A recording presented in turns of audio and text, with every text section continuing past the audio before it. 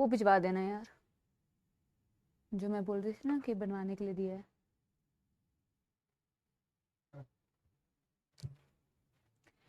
Hello hello hello, good evening good evening good evening, नमस्कार नमस्कार नमस्कार, good evening good evening good evening good evening. क्या आपको नजर आ रही है आपकी प्यारी प्यारी जग से न्यारी समाप्ति मैम?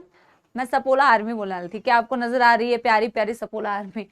यस, क्योंकि आप कमेंट्स में लिख रहे हैं ना, इसीलिए। जल्दी बताइए बेटा, आप लोग कैसे हैं? मैं बिल्कुल बढ़िया, आप लोग कैसे हैं? All good? पढ़ाई जम के चल रही है कि नहीं? डेट कितनी है आज? 22 अप्रैल। 8 अप्रैल को क्लास स्टार्ट हुई थी, 22 अप्रैल हो चुका है। बस एक महीना देखते देखते हो जाएगा, क्योंकि आज है हमारी बेटा 5th class. I am sure आप लोग बहुत प्यार से, आराम से, अच्छी तरीके से पढ़ाई करते चल रहे हैं, ठीक है? अगर नहीं कर रहे हैं तो प्लीज सीरियस हो जाइए, क्योंकि बेटा यू नेवर नो, अभी तो कुछ ही क्लासेस हुई है, अभी 5वीं क्लास है, आपको पता भी नहीं चलेगा 50वीं क्लास आ जाएगी, है ना? तो समय का यही खेल है, समय बहुत जल्दी जल्दी बीतेगा।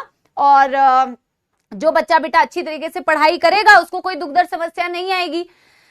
और मैं विश्वास करती हूं कि मेरे प्यारे अर्जुनास बेटा बहुत सिंसियर है और बहुत अच्छी तरीके से पढ़ाई कर रहे होंगे। तो इसी बात के साथ में ज्यादा बातें ना करते हुए हम सबसे पहले क्विक रिवीजन तो करेंगे, समाप्ति एक्सप्रेस चलाएंगे बिल्कुल। आज हमें बेटा करना क्या है, पहले ये देख लेते हैं। हमें सेल जंक्शंस को कंप्लीट करना है और हमें बेटा क्या करना है, कनेक्टिव टिश्यू पार्ट 1 के बारे में बेटा हमें पढ़ना है। लेकिन ऑफ कोर्स किसी भी बेटा नए लेक्चर की शुरुआत बेटा बिना समाप्ति एक्सप्रेस के नहीं हो सकती, जो हमारे सपोला आर्मी का सबसे फेवरेट है। हाय कितना क्यूट सा सपोला है ना? यस।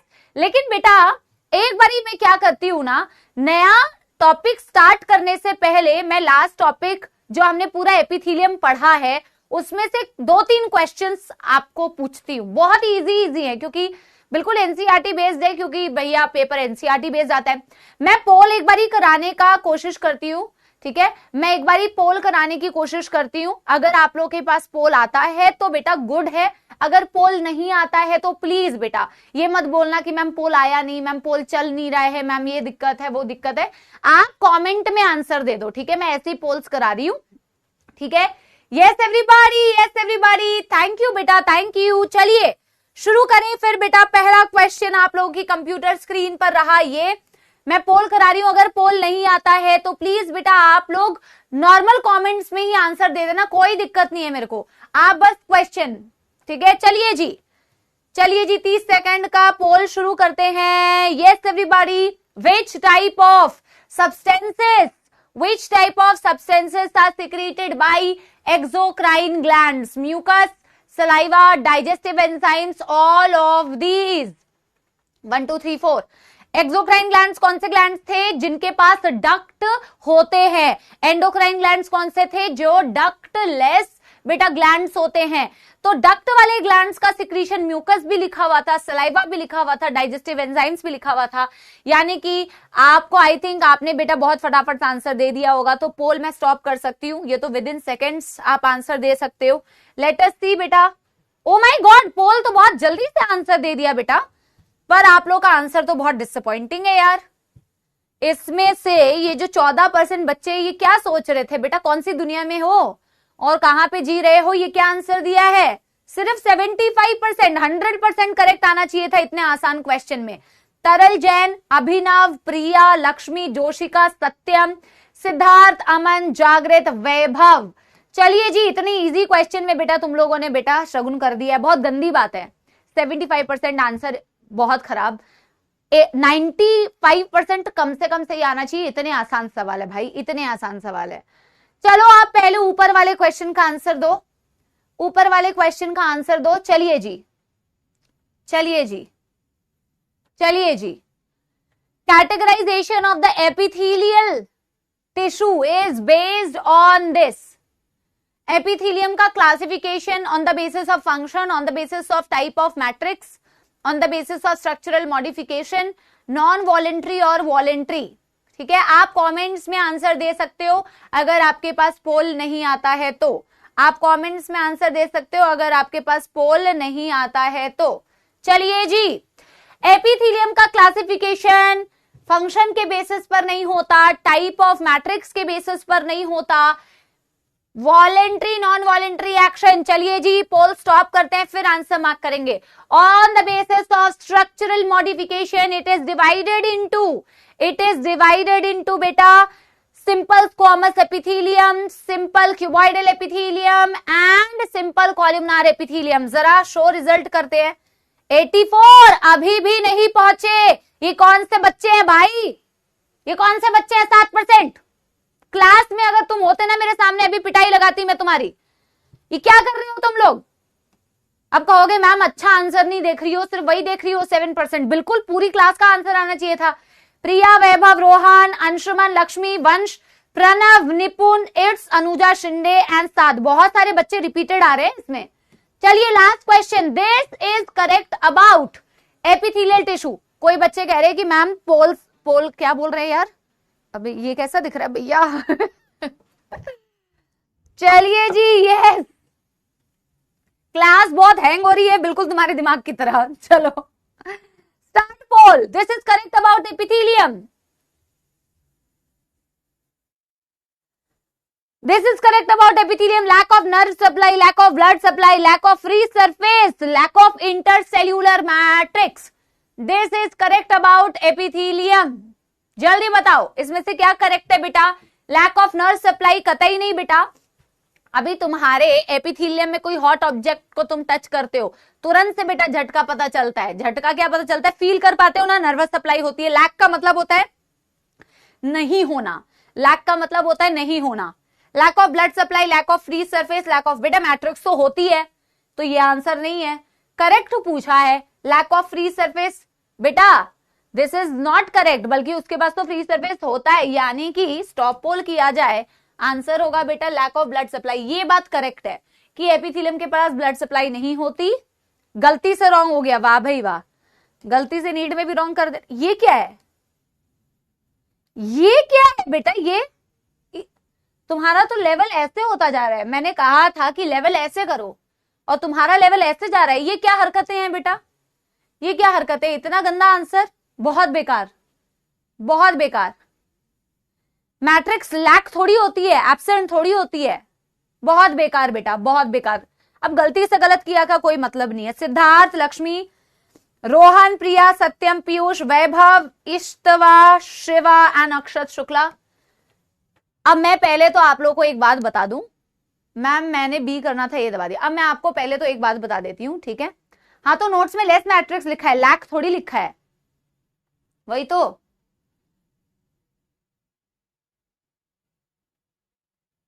अच्छा, लैक का मतलब लेस नहीं होता बेटा, लैक का मतलब होता है एब्सेंस।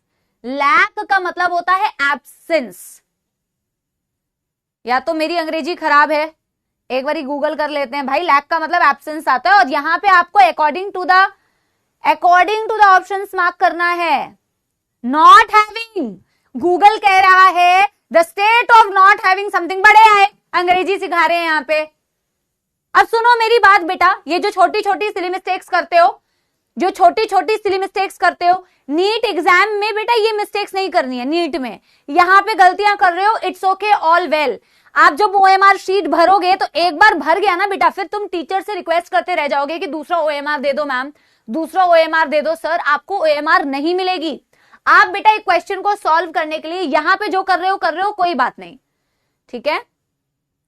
अभी सुनो मेरी बात, आप यहां पे जो कर रहे हो कोई बात नहीं। पोल आ रहा है, पोल नहीं आ रहा, आपको 30 सेकंड की जगह हो सकता है 40 सेकंड लगेंगे क्वेश्चन सॉल्व करने में, बट बेटा आप 40 सेकंड लो और क्वेश्चन को सॉल्व करो, ठीक है? आप हड़बड़ाहट में बेटा आते हुए क्वेश्चंस को गलत मत करो। मैंने लिटरली ऐसे बच्चे देखे हैं बेटा, बहुत दिल से दुख होता है यार, क्योंकि मैं भी कभी एस्पिरेंट थी, मैंने भी कभी पेपर दिया था। सबसे ज्यादा दुख होता है ना बेटा जब आप आते हो, 2-3 चीजें कि यार आप क्वेश्चन ना कंप्लीट पढ़ते नहीं हो। मैम इनकरेक्ट पूछा था या करेक्ट पूछा था, मार्क द करेक्ट पूछा था, मार्क द इनकरेक्ट पूछा था। इतना बुरा लगता है कि आते हुए क्वेश्चंस हमसे गलत हो गए, क्योंकि तुम बेटा ऑलरेडी फिजिक्स केमिस्ट्री में तो डब्बा गोल करके आ जाते हो थोड़ा बहुत, है ना? चलो कभी कभी, अभी तो बेटा पेपर ही इतना आसान आता है कि उसमें भी बेटा मुझे नहीं लगता कि तुम्हें कोई प्रॉब्लम होगी। तो जो आता हुआ सब्जेक्ट है उसमें अगर तुम गलती कर देते हो ना, बड़ा दुख होता है।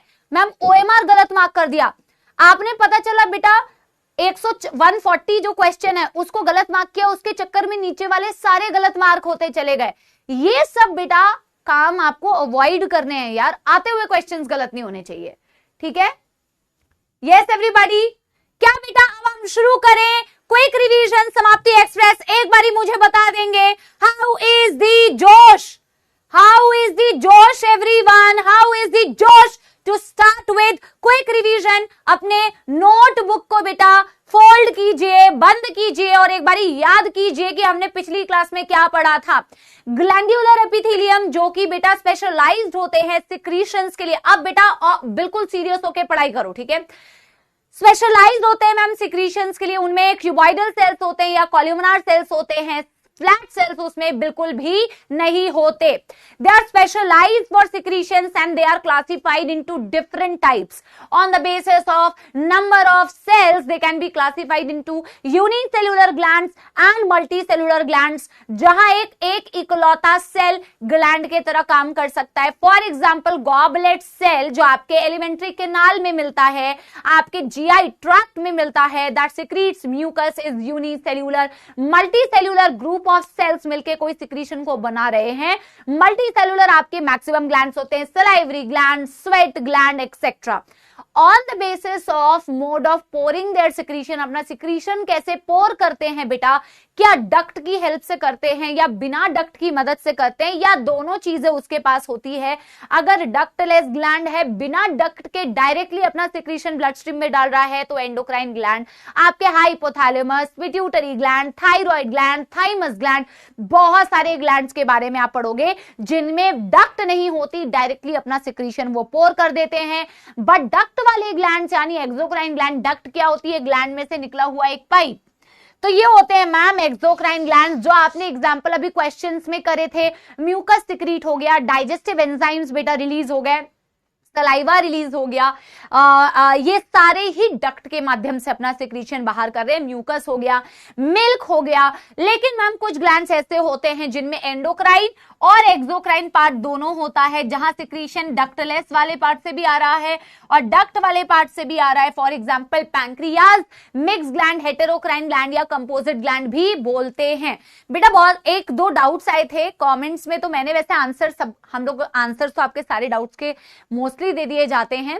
एक डाउट था जिसमें पूछ रहा था एक बच्चा कि मैम हमें 3 मार्क करना है या 2 मार्क करना है, अगर पूछा जाए on the basis of mode of pouring their secretion they are classified into 2 type या 3 टाइप, ऐसा बच्चा पूछ रहा था कि मैम एनसीईआरटी में तो सिर्फ एंडोक्राइन एक्सोक्राइन दिया हुआ है, बट आपने हेटेरोक्राइन भी बताया है। तो पहली बात तो मैं आपको ये बता दूं कि हेटेरोक्राइन भी एक टाइप होता है बेटा, जो केमिकल कोऑर्डिनेशन वाले चैप्टर में मेंशन्ड है।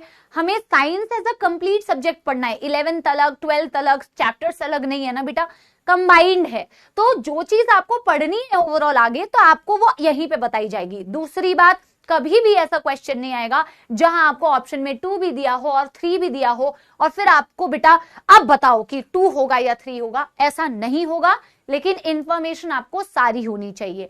फिर हमने पढ़ा compound epithelium, multi layered epithelium होती है, जिसका काम सिक्रीशन एब्जॉर्प्शन में कम होता है, प्रोटेक्शन देना आपका मैक्सिमम काम होता है। कंपाउंड एपिथेलियम को वैसे 2 पार्ट्स में क्लासिफाई करते हैं, एनसीईआरटी में दोनों कैटेगराइजेशन नहीं दी हुई, मैंने आपको बताया था। एक स्ट्रेचेबल होती है ट्रांजिशनल एपिथेलियम, आपके ब्लैडर में जैसे प्रेजेंट होती है, यूरिनरी ब्लैडर, और एक होती है बेटा जो नॉन स्ट्रेचेबल हम बोलते हैं, जिसे हम स्ट्रेटिफाइड एपिथेलियम बोलते हैं, जो फर्दर अलग अलग टाइप की होती है, बट आपकी एनसीईआरटी में नहीं है। आपके एनसीईआरटी में डायरेक्टली कंपाउंड एपिथेलियम के एग्जाम्पल दे दिए हैं। कहीं पे लिखा हुआ है कि ये कंपाउंड एपिथेलियम कैरेटिनाइज्ड है, कहीं पे लिखा हुआ है ये कंपाउंड एपिथेलियम नॉन कैरेटिनाइज्ड है। तो मैंने आपको ये समझाया था कि जैसे आपने बोला कंपाउंड एपिथेलियम 2 प्रकार की हो गई, एक ट्रांजिशनल एपिथेलियम जो स्ट्रेचेबल है, एक बेटा स्ट्रेटिफाइड एपिथेलियम जो स्ट्रेचेबल नहीं है, जिसमें आपने मॉइस्ट और ड्राई सरफेसेस के ऊपर ये प्रेजेंट होते हैं। इसका एग्जाम्पल पढ़ा था, जैसे आपकी बक्कल कैविटी हो गई है ना, जैसे आपकी बक्कल कैविटी, आपका ईसोफेगस, आपकी फेरिंग्स। ये फेरिंग्स क्या है बेटा, किसी बच्चे ने ये भी डाउट में पूछा था, ये आप पढ़ते हो, ये कॉमन पैसेज होता है फॉर फूड एंड एयर। तो ये आपकी बक्कल कैविटी, आपका फेरिंग्स, आपका oesophagus, vagina, all these and बेटा लार्जर डक्ट ऑफ ग्लैंड्स, बड़ी जो डक्ट होती है, जैसे पैंक्रियाटिक डक्ट आपने पढ़ा, या आपने सलाइवरी ग्लैंड की डक्ट पढ़ा, उसमें भी यही कंपाउंड एपिथेलियम प्रेजेंट होती है। ये सारी मॉइस्ट सरफेसेस है। ड्राई सरफेसेस में बेटा आप ये पढ़ते हो, आपकी स्किन के ऊपर केराटिनाइज्ड स्ट्रेटिफाइड एपिथेलियम होती है। डन डन डन डन, जल्दी बताओ। डन डन डन डन बेटा, हमने पढ़ लिया है।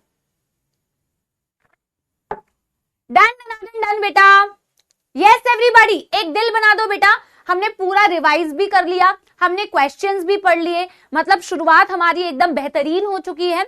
अब हम बेटा कहां बढ़ते हुए चलते हैं, हमारे सेल जंक्शंस वाले टॉपिक पर। फिर हम बहुत ही शानदार तरीके से शुरुआत करेंगे कनेक्टिव टिश्यू की। आई होप बेटा आप लोग बिल्कुल सिंसियरली रिवीजन को भी फॉलो करते हो, और मुझे नहीं लगता जूलॉजी में आप कोई भी बैकलॉग लेके चल रहे हो अभी तक का। बेटा इतने सालों में मैं जेन्युइनली तुम्हें बता रही हूँ, पढ़ाने का जो एक्सपीरियंस है, मुझे लगता है कि जो बच्चा बहुत आराम से सिंसियरली पढ़ रहा है ना क्लासेस में, जूलॉजी में तो बैकलॉग होने के बहुत कम चांसेस है।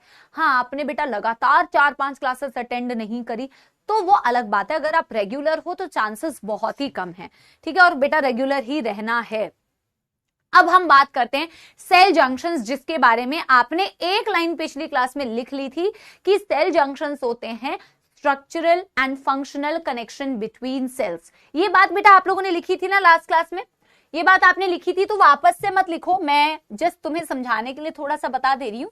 आपने लिखा था स्ट्रक्चरल एंड फंक्शनल कनेक्शंस होते हैं ये सेल के बीच में, स्ट्रक्चरल एंड फंक्शनल कनेक्शंस होते हैं बिटवीन सेल्स, एंड इन्हीं को कहा जाता है cell junctions.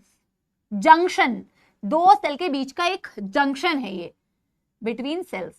Structural and functional क्यों बोला, क्योंकि आप देखोगे कि ये जो जंक्शंस होते हैं बेटा, ये कहीं ना कहीं आपके सेल के स्ट्रक्चर को सपोर्ट कर रहे होते हैं या फिर सेल्स के बीच में कोई ना कोई फंक्शन कर रहे होते हैं, इसीलिए इसका नाम होता है बेटा सेल जंक्शंस। ठीक है, ये सेल्स के बीच के कोई ना कोई बेटा स्ट्रक्चरल सपोर्ट या तो दे रही है, और या तो बेटा कोई ना कोई फंक्शनल सपोर्ट दे रही है, किसी ना किसी फंक्शन में हेल्प कर रही है। आप बेटा 3 तरीके के सेल जंक्शंस पढ़े थे। टाइप आपने लिखा हुआ है, एक बारी मुझे बता देना बेटा कि आपने वो लिखा था तीनों जंक्शंस का नाम, tight junctions, adhering junctions and gap junctions. बेटा एक बारी मुझे बता दो आपने लिखा था ये? यस, तो टाइट जंक्शन लिखा था आपने, एडहेरिंग जंक्शन लिखा था आपने, और गैप जंक्शन लिखा था आपने। आपको मैं बता दूं, अगर इस टॉपिक में से क्वेश्चन आता है, आज तक जो भी क्वेश्चन आया हुआ है बिल्कुल एनसीईआरटी की लाइन उठा के क्वेश्चन आया है। अभी आपको पीवाईक्यूज जब मैं कराऊंगी तो आपको खुद ही बेटा पता चल जाएगा कि बिल्कुल एनसीईआरटी की लाइन से क्वेश्चन आया, लिखवाया है ना। जिन्होंने नो लिखा है ना, उन्होंने नोट ही नहीं किया होगा, इसीलिए वो कह रहे हैं। आज हम बेटा वहीं से शुरू करेंगे, 3 टाइप के सेल जंक्शन। थोड़ा सा सिंसियर बन जाओ, बिल्कुल एनसीईआरटी की लाइन से उठा के क्वेश्चन देते हैं। आपने तीनों तो बेटा लिखे ही हुए हैं, तो हम सबसे पहले कहां से शुरू करेंगे बेटा? आज हम सबसे पहले शुरू करेंगे मैम टाइट जंक्शंस। और क्योंकि बिल्कुल एनसीईआरटी की ही बेटा लाइन से क्वेश्चन आता है, तो हम बिल्कुल कोशिश करेंगे कि एनसीईआरटी की ही डेफिनेशंस को हम यहाँ पे अपनी कॉपी में भी लिखें। सबसे पहले किसकी बात कर रहे हैं बेटा? Tight junctions. टाइट जंक्शंस, वैसे तो मैं आपको बता दूं बेटा जंक्शंस बहुत सारे टाइप के होते हैं, और भी बहुत सारे टाइप्स होते हैं, बट एनसीईआरटी में दिया नहीं है। एनसीईआरटी में यही 3 दिया हुआ है, tight junctions, gap junctions, adhering junctions, that's all. तो टाइट जंक्शंस कहती है these junctions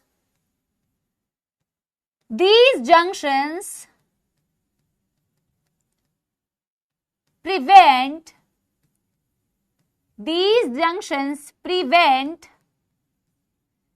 leakage across the cells. These junctions prevent the leakage across the cells. अगर आप बेटा टाइट जंक्शन को देखते हो ना, जैसे मैं बना देती हूं मैम, 2 सेल्स बनाते हैं ताकि हम ये दिखा सकें इन्हें जंक्शंस क्यों बोलते हैं। जैसे बेटा ये नंबर 1 सेल मैंने बनाया, ये नंबर 2 सेल मैंने बनाया, दोनों के बीच में एक स्पेस रखी है, क्योंकि आपको तो पता ही है बेटा सेल के बीच में क्या होता है, इंटरसेल्यूलर स्पेस, जिसके अंदर क्या भरा होता है, इंटरसेल्यूलर मैट्रिक्स। ऑफ कोर्स बेटा एपिथेलियम के केस में तो मैट्रिक्स कम है, लेकिन है ना। और ये मैंने बेटा नीचे दिखाया हुआ है कि भाई ये रेस्ट कर रहे हैं किसके ऊपर? बेसमेंट मेम्ब्रेन के ऊपर। तो मैं कह रही हूं ये सेल नंबर 1 है, मैं कह रही हूं ये सेल नंबर 2 है, और मैं कह रही हूं ये बेसमेंट है। अब ये वाले जंक्शन मुझे बेटा यहाँ पे दिखाना है कि ये वाला जंक्शन यहाँ पे कैसे प्रेजेंट है। तो बेटा यहाँ आपको नजर आएगा कि ये जो मैं येलो कलर का एक स्ट्रक्चर बना रही हूँ, येलो नहीं मैं रेड कलर से बनाती हूँ, ये आपको रेड कलर का एक स्ट्रक्चर नजर आ रहा है ना, this is a tight junction. ये प्रोटीन के बने हुए कुछ स्ट्रक्चर्स होते हैं बेटा। ऐसा लग रहा है ना कि आपने इन दोनों सेल के बीच में ना एक ऐसी चीज को सील कर दी है, कोई चीज आपने ना सेल के बीच में सेल्स को सील कर दिया है। Leakage of what? Leakage of any substances. समझो कि इन सेल्स ने कोई सिक्रीशंस बनाए, जो सिक्रीशंस कहाँ है, सपोज कोई सब्सटेंस है यहाँ, सपोज ये सेल का ही सिक्रीशन है, ऐसा ना हो ये सिक्रीशन क्या हो बेटा, ये सिक्रीशन इन सेल्स को क्रॉस करके, इंटरसेल्यूलर स्पेस को क्रॉस करके कहीं बेसमेंट मेम्ब्रेन की तरफ ना आ जाए।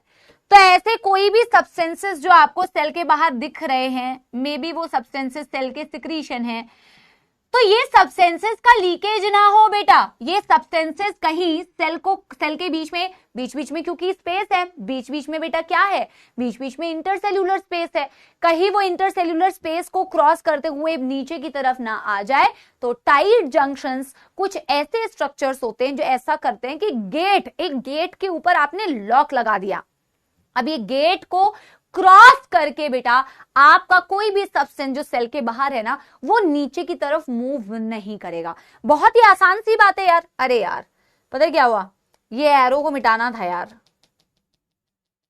हाँ चलो मिटा दिया ना। तो बेटा यहां से कोई भी चीज लीक करके नहीं जाएगी। ये ऐसे करके मैंने एरो लगाया पहले और एरो में क्रॉस लगा दिया, एरो में क्रॉस लगा दिया, ठीक है।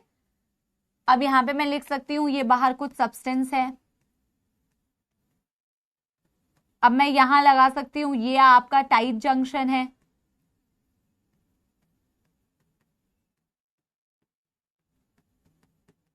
और ये बेटा मैं लगा देती हूं कि मैम नो लीकेज। इजी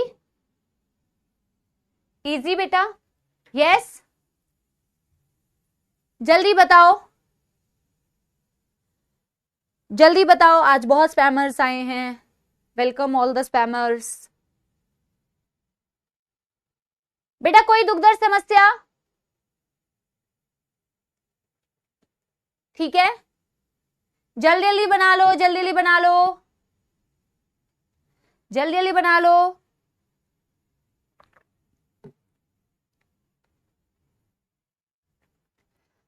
और आपको बेटा सबसे इंपॉर्टेंट वर्ड यहां पे क्या याद रखना है पता है? द मोस्ट इंपॉर्टेंट वर्ड ये आपको डायरेक्ट बेटा इस लाइन में से क्वेश्चन आता है, which cell junctions help in preventing leakage across cell. Direct question आता है, which cell junction help in preventing leakage across cell. Direct question आएगा। दोज जंक्शंस आर बेटा टाइट जंक्शंस। कौन से जंक्शंस है जो लीकेज को रोक रहे हैं? टाइट जंक्शंस, टाइट जंक्शंस, ठीक है, डायरेक्ट क्वेश्चन आएगा। सेकंड पढ़ते हैं बेटा, जिन्हें बोला जाता है gap junctions. Done done done हो गया ना, है ना? हाँ एक बच्चा बिल्कुल सही कह रहा है, कुछ लोग ऐसे होते हैं जो क्लास के बाद भी स्पैमिंग करते हैं, कमेंट सेक्शन में जाके गंद मचाते हैं। और बेटा वो गंद मचाए, पढ़ने वाला बच्चा अपना पढ़ रहा है, पढ़ाने वाला टीचर अपना पढ़ा रहा है, और बातें करने वाला बच्चा बातें कर रहा है, फिर वो बेटा लक्ष्य में आएगा, फिर वो यकीन में आएगा, फिर वो अगले साल यकीन में आएगा, फिर वो अगले साल यकीन में आएगा, और वो स्पैमिंग करता रहेगा। बट कोई दिक्कत नहीं है, करते रहो बेटा, आपका टाइम वेस्ट होगा, है ना। अरे दूसरा जंक्शंस पढ़ते हैं, gap junctions.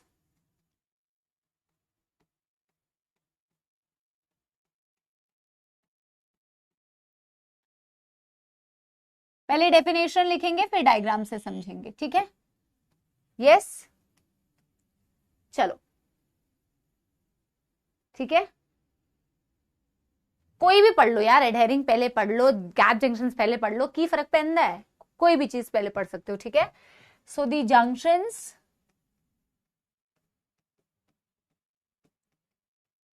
which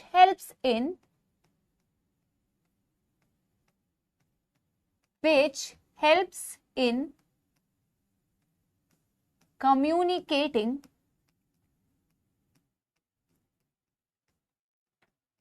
communicating between cells by connecting the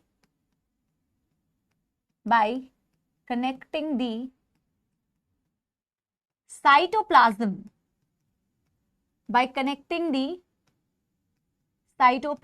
of cells and by transfer of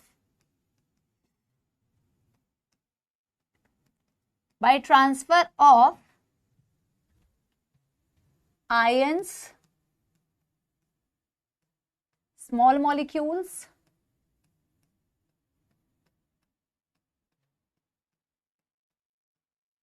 and sometimes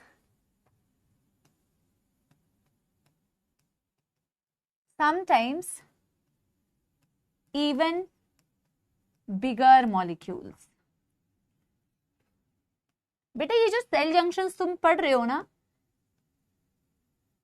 ये आपके एपिथेलियम में भी है, या आपकी मस्कुलर टिश्यू में भी है, या आपके नर्वस टिश्यू में भी है, ये आपके बेटा कनेक्टिव टिश्यू में भी है। सेल जंक्शंस हर एक टिश्यू में होता है, सबसे ज्यादा आपको एपिथेलियम में दिखता है, बट ये हर जगह होता है।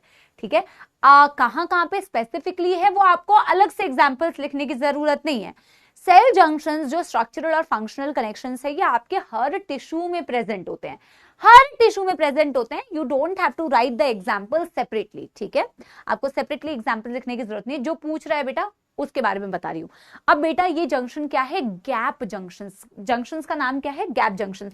आपको पता है इसका एक दूसरा नाम होता है, it is also known as communicating junctions. It is also known as, इनको नाम ही दे दिया है कम्युनिकेटिंग जंक्शंस, क्योंकि एक ऐसे जंक्शन है बेटा जो कम्युनिकेशन में हेल्प कर रहे हैं, तो इनका नाम ही रख दिया है कम्युनिकेटिंग जंक्शंस। बेटा कम्युनिकेशन का क्या मतलब होता है? What is the meaning of communication? एक बात बताओ, जैसे बेटा आप और मैं कम्युनिकेट कर रहे हैं, किसके माध्यम से कम्युनिकेट कर रहे हैं? स्क्रीन के माध्यम से कम्युनिकेट कर रहे हैं। आपको बुआ को फोन करना होता है, आप तो कतई कभी ना करो बेटा, बुआ ही आपको बेटा बात करवाएगी। अरे तनिक दीजिए ना, अंशु से बात करा दीजिए। ठीक है, तो आप तो बेटा मम्मी प्लीज कर लो यार, मम्मी क्या यार, ज्यादातर लोग अपने रिलेटिव से बात ही नहीं करते हैं, है ना। एनीवे बेटा, कम्युनिकेशन का मतलब होता है बातचीत कर रहा है ना, कम्युनिकेट करना, आदान प्रदान करना, है ना। अब जैसे फोन है, फोन के थ्रू हम कहीं पे भी कोई बैठा हुआ है तो उससे कम्युनिकेट कर सकते हैं, राइट। सेल्स भी बेटा कम्युनिकेट कर सकते हैं, बट बेटा आपके जैसे नहीं कि स्पैमिंग कर रहे हैं, चिटिया रहे हैं, बकवास कर रहे हैं, पीडब्ल्यू में ऐप को बिल्कुल बेटा शादी.com बनाने की कोशिश कर रहे हैं। शादी भी नहीं बेटा, कुछ और ही बनाने लगते हैं। तो एनीवे, इस तरीके का दुरुपयोग जो कई बच्चे करते हैं बेटा, कम्युनिकेशन आप लोग क्या करते हैं? चैट्स करके करते हैं या फोन पे करते हैं, ये आपका कम्युनिकेशन करने का तरीका है। अब सेल्स बेटा बातचीत तो नहीं करती हैं, सेल्स डायरेक्ट ऐसे बेटा, सेल्स के पास मुंह तो है नहीं कि बातचीत करेंगी, लेकिन सेल्स कम्युनिकेट कर सकती हैं। तो सेल्स का कम्युनिकेशन कैसा हो रहा है? सेल्स का कम्युनिकेशन कैसा हो रहा है बेटा जी? यस, जरा देखते हैं। ये एक सेल, ये दूसरी नंबर की सेल, जल्दी देखो। यस यस,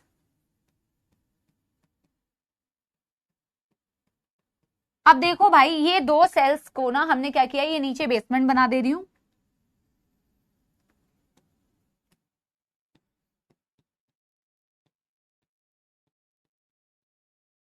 बेसमेंट, और बेटा ये दो सेल्स के बीच में ना, देखो सेल का ये साइटोप्लाज्म है बेटा, और ये इस सेल का साइटोप्लाज्म है। हमने क्या किया ना बेटा, इन दोनों के साइटोप्लाज्म को कनेक्ट कर दिया जिन जंक्शंस की मदद से। आपको ऐसे पाइप जैसा एक स्ट्रक्चर दिख रहा है यहाँ पे, ये गैप जंक्शंस होते हैं। ये जो स्ट्रक्चर आपको दिख रहा है बेटा, ये गैप जंक्शंस होते हैं। ये एक पाइप जैसा, टनल जैसा एक स्ट्रक्चर है। ऐसा लग रहा है मानो इस गैप जंक्शन ने क्या किया है बेटा, इस गैप जंक्शन ने आपके सेल नंबर 1 और सेल नंबर 2 के साइटोप्लाज्म को कनेक्ट कर दिया। सेल नंबर 1 के अंदर साइटोप्लाज्म है, उसके अपने आयन है, उसके अपने मॉलिक्यूल्स है बेटा, और ये सेल नंबर 2 है, ये इसका अपना साइटोप्लाज्म है। अब देखो बेटा क्या बढ़िया चीज की है नेचर ने, क्या बढ़िया चीज की है बेटा नेचर ने। हमने कहा कि जब एक सिंगल सेल था और इसके पास साइटोप्लाज्म था, अब बेटा जो भी इंफॉर्मेशन मैं इस सेल को दूंगी वो इसी सेल के पास पहुंच जाएगी। से फॉर एग्जांपल जैसे कि साक्षी का नाम है ना, तो साक्षी को अगर मैंने कोई इंफॉर्मेशन दी, कम्युनिकेशन किया, तो वो साक्षी के पास रहेगी अनटिल एंड अनलेस साक्षी ने बेटा फोन घुमाया और किसी और को इंफॉर्मेशन पास कर दी, मतलब उसने उस जंक्शंस का यूज किया।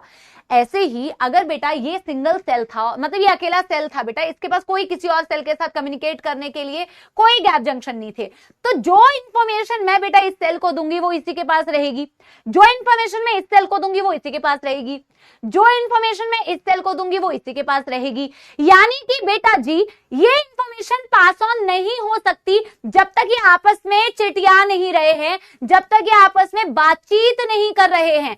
गैप जंक्शंस बेटा यही चीज करता है, चुगली करने का काम नहीं बेटा, बहुत इंपॉर्टेंट काम करता है। आगे जब मैं आपको ह्यूमन फिजियोलॉजी के चैप्टर्स पढ़ाऊंगी ना, तो आपको वहां पे समझ में आएगा कि इसकी क्या जबरदस्त इंपॉर्टेंस थी। अगर ये नहीं होता तो कितनी सारी चीजें नहीं हो पाती। तो इस गैप जंक्शन ने क्या किया ना, इसके साइटोप्लाज्म को इसके साइटोप्लाज्म से कनेक्ट कर दिया। अब होता ही है ना कि जैसे इनका साइटोप्लाज्म कनेक्ट हो गया ना बेटा, जो इंफॉर्मेशन मैंने सेल नंबर 1 को दिया वो इंफॉर्मेशन बेटा सेल नंबर 2 तक ऑटोमेटिकली पहुंच जाएगी।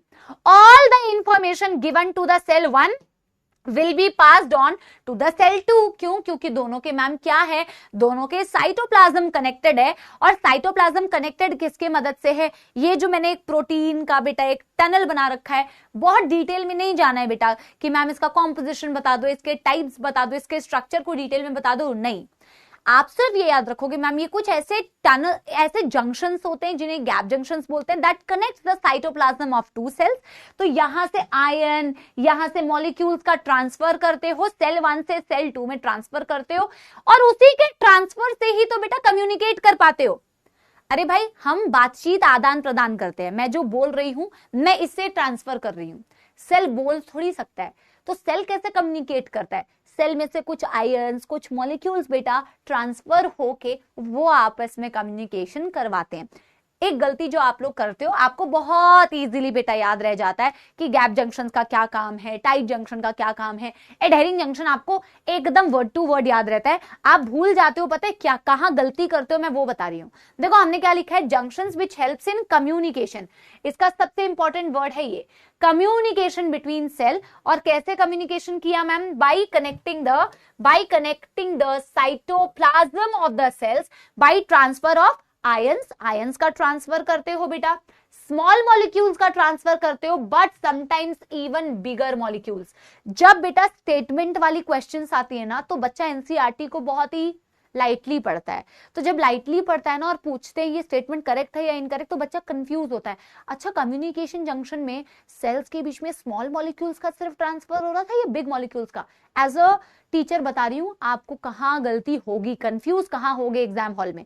एग्जाम हॉल में इतना प्रेशर होता है कि माइटोकॉन्ड्रिया भी भूल जाओगे, पावर हाउस वो कभी नहीं भूलोगे, मजाक कर रही हूँ, माइटोकॉन्ड्रिया कभी नहीं भूलते, कॉमर्स वाला बच्चा भी बता देगा power house of the cell. पर इसमें कंफ्यूजन होती है, अच्छा बिगर मॉलिक्यूल्स को ट्रांसफर कर रहा था या नहीं कर रहा था? तो बेटा बिगर मॉलिक्यूल्स का भी ट्रांसफर हो सकता है, स्मॉलर मॉलिक्यूल का भी ट्रांसफर हो सकता है, आयंस का भी ट्रांसफर हो सकता है। डन डन डन डन, एक थम्स अप दे दो। और इसीलिए बेटा इसे कम्युनिकेशन जंक्शंस भी बोला जाता है। जूली बेटा कृपया एनसीईआरटी तक सीमित रहिए प्लीज, यहां पे बेटा पीएचडी ना करें, ठीक है, रिक्वेस्ट है ये मेरी। Done done done done done done done done, yes everybody. तो आपने दो सेल के बीच में बेटा बातचीत करवा दी with the help of communicating junctions. और आखिरी जंक्शन बेटा जो आप पढ़ने वाले हो वो जंक्शंस होते हैं अडहेरिंग जंक्शंस। अच्छा कोई बच्चा वैसे मुझे अडहेरिंग का मतलब बता सकता है? हम आप लोगों को कितनी बारी आप लोगों को ये वर्ड यूज करते हैं, ये वाला स्टिक नहीं, अरे यार मैंने तो बेटा आंसर ही बता दिया, फक बेटा हम बोलते हैं ना, please adhere to NCERT, please adhere to the syllabus, please adhere to the time table. क्या मतलब होता है अडहेयर करने का? मैम ने एकदम बेटा शगुन कर दिया, क्वेश्चन पूछ रही थी पोपट हो गया, खुद ही बेटा आंसर बता दिया मैंने। देखो आए ना सपोले, एकदम कॉपी पेस्ट, चीटर्स, एकदम चीटर, खुलेआम चीटिंग कर रहे। कम से कम कोई और तो वर्ड यूज कर लेते, उसका सिनोनिम यूज कर लेते। स्टिक ही बोल दिया, हाँ दिखा दिया एकदम सपोलापन। स्टिक, कम से कम चिपकाना बोल देते भाई। एडहेरिंग जंक्शन का मतलब होता है adhere, stick to the syllabus. Follow तो चलो इसमें यूज नहीं होगा, स्टिक मतलब स्टिक, अडहेर करना, है ना। जैसे अगर मैं ग्लू को बोलूं गम, ग्लू, गम, गम मतलब ग्लू वाला गम बेटा, खुशी और गम वाला नहीं जो तुम्हारे जीवन में भर भर के है। गम मतलब वो वाला गम जिससे चिपकाते हैं, तो क्या बोलते हैं, दैट्स अ अडहेरिंग सब्सटेंस। अडहेर का मतलब होता है चिपकाना, है ना। तो जैसा नाम वैसा काम, जिसका नाम वैसा काम, जैसा नाम वैसा काम। कैसे? जैसे टाइट जंक्शंस के लिए बेटा वर्ड यूज करते हैं that it prevents leakage across cell, gap junctions के लिए बोलते हैं it helps in communication between cells, वैसे ही अडहेरिंग जंक्शंस के लिए स्ट्रेट अवे बेटा बोला जाता है junctions which helps in, junctions which helps in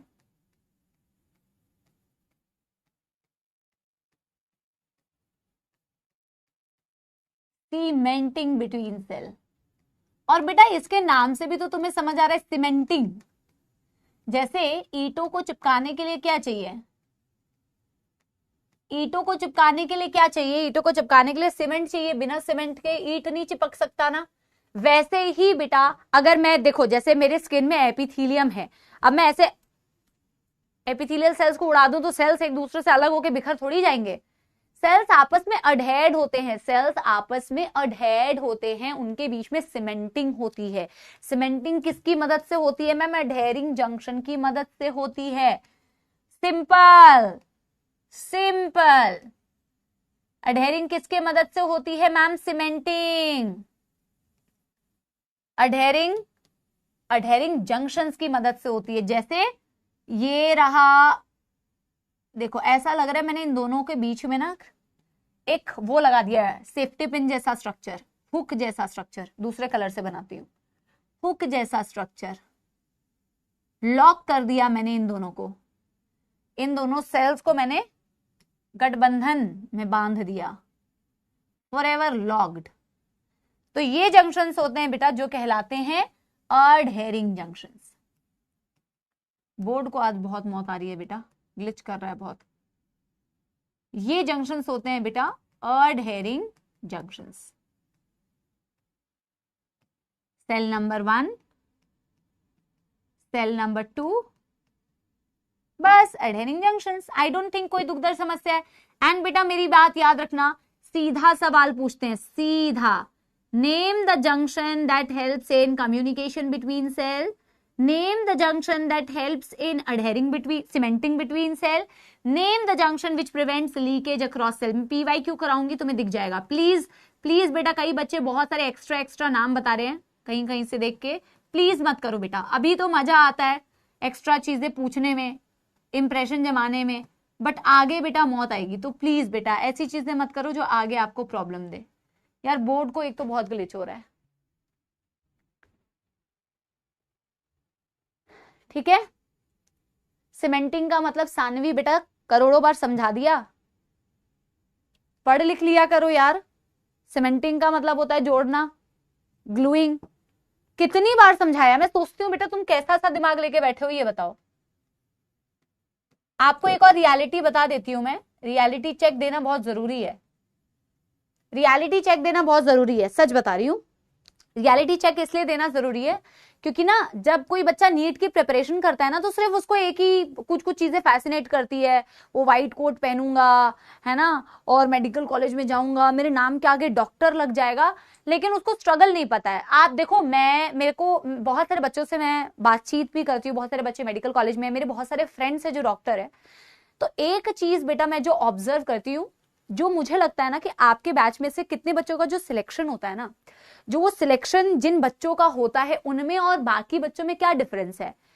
आप बैच में आ तो जाते हैं, आप मेडिकल के प्रिपरेशन चालू तो कर देते हैं, बट आपको आगे की लाइफ पता ही नहीं है कि मेडिकल कॉलेज में जाके क्या होगा, एमबीबीएस की डिग्री लेने के बाद क्या होगा, पीजी में क्या होगा और उसके आगे का स्ट्रगल क्या होगा। अब जिस हिसाब से बेटा आप लोग क्लास में बैठ के क्वेश्चंस करते हैं ना, ठीक है, अभी बेटा 5th क्लास है, 5th क्लास में आके थोड़ा सा आप लोगों का ना पिक करने की स्पीड थोड़ी सी तेज होनी चाहिए। और स्पेशली बेटा ऐसी चीज है जिसे ना 2-3 बार मैम ने क्लास में अभी बोल दिया है, जब वो क्वेश्चंस आप करते हो ना तो मुझे लगता है कि आपके अंदर वो डिसिप्लिन, आपके अंदर वो सिंसियरिटी लैकिंग है। जब आप मेडिकल कॉलेज में जाओगे, लेक्चर्स अटेंड करोगे तो आपको बेटा स्पून फीडिंग नहीं कराई जाएगी, कोई स्पून फीडिंग नहीं कराई जाएगी आपको। आप ना तब तक पुतले बन चुके होते हो, आपको ऐसा लगता है कि हमें तो ऐसे ही कराया जाता था कोचिंग में, है ना, क्योंकि हम आपको बेटा एनसीईआरटी रीड कराएंगे, रिवीजन कराएंगे, क्लास में 10 बार बताएंगे, और आप वहां जाते हो सडनली आपको लगता है अरे यार मैम ने तो बोर्ड पे लिखा भी नहीं, मुझे खुद ही लिखना था क्या। तो बेटा आप अपने आप को वैसे पपेट्स मत बनाओ।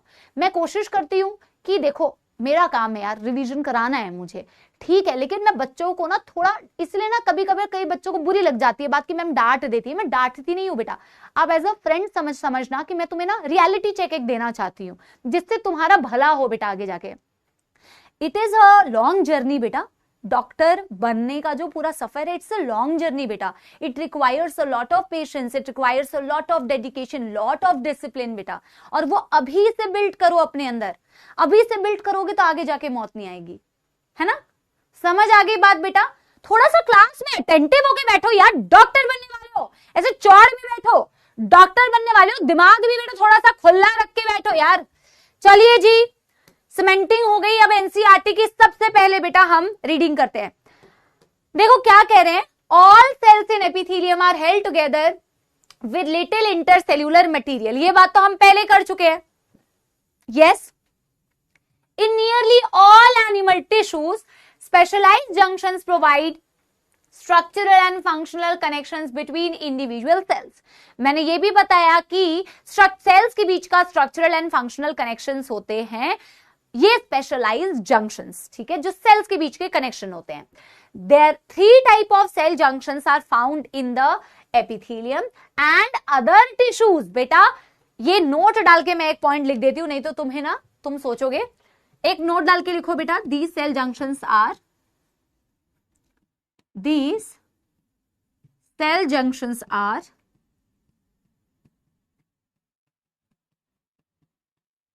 present in epithelium as well as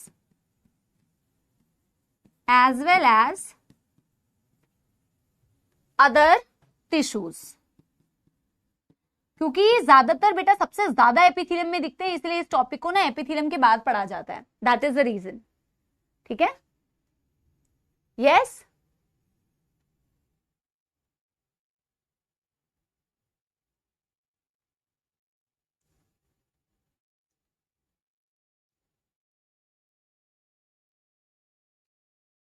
done done done करो बेटा।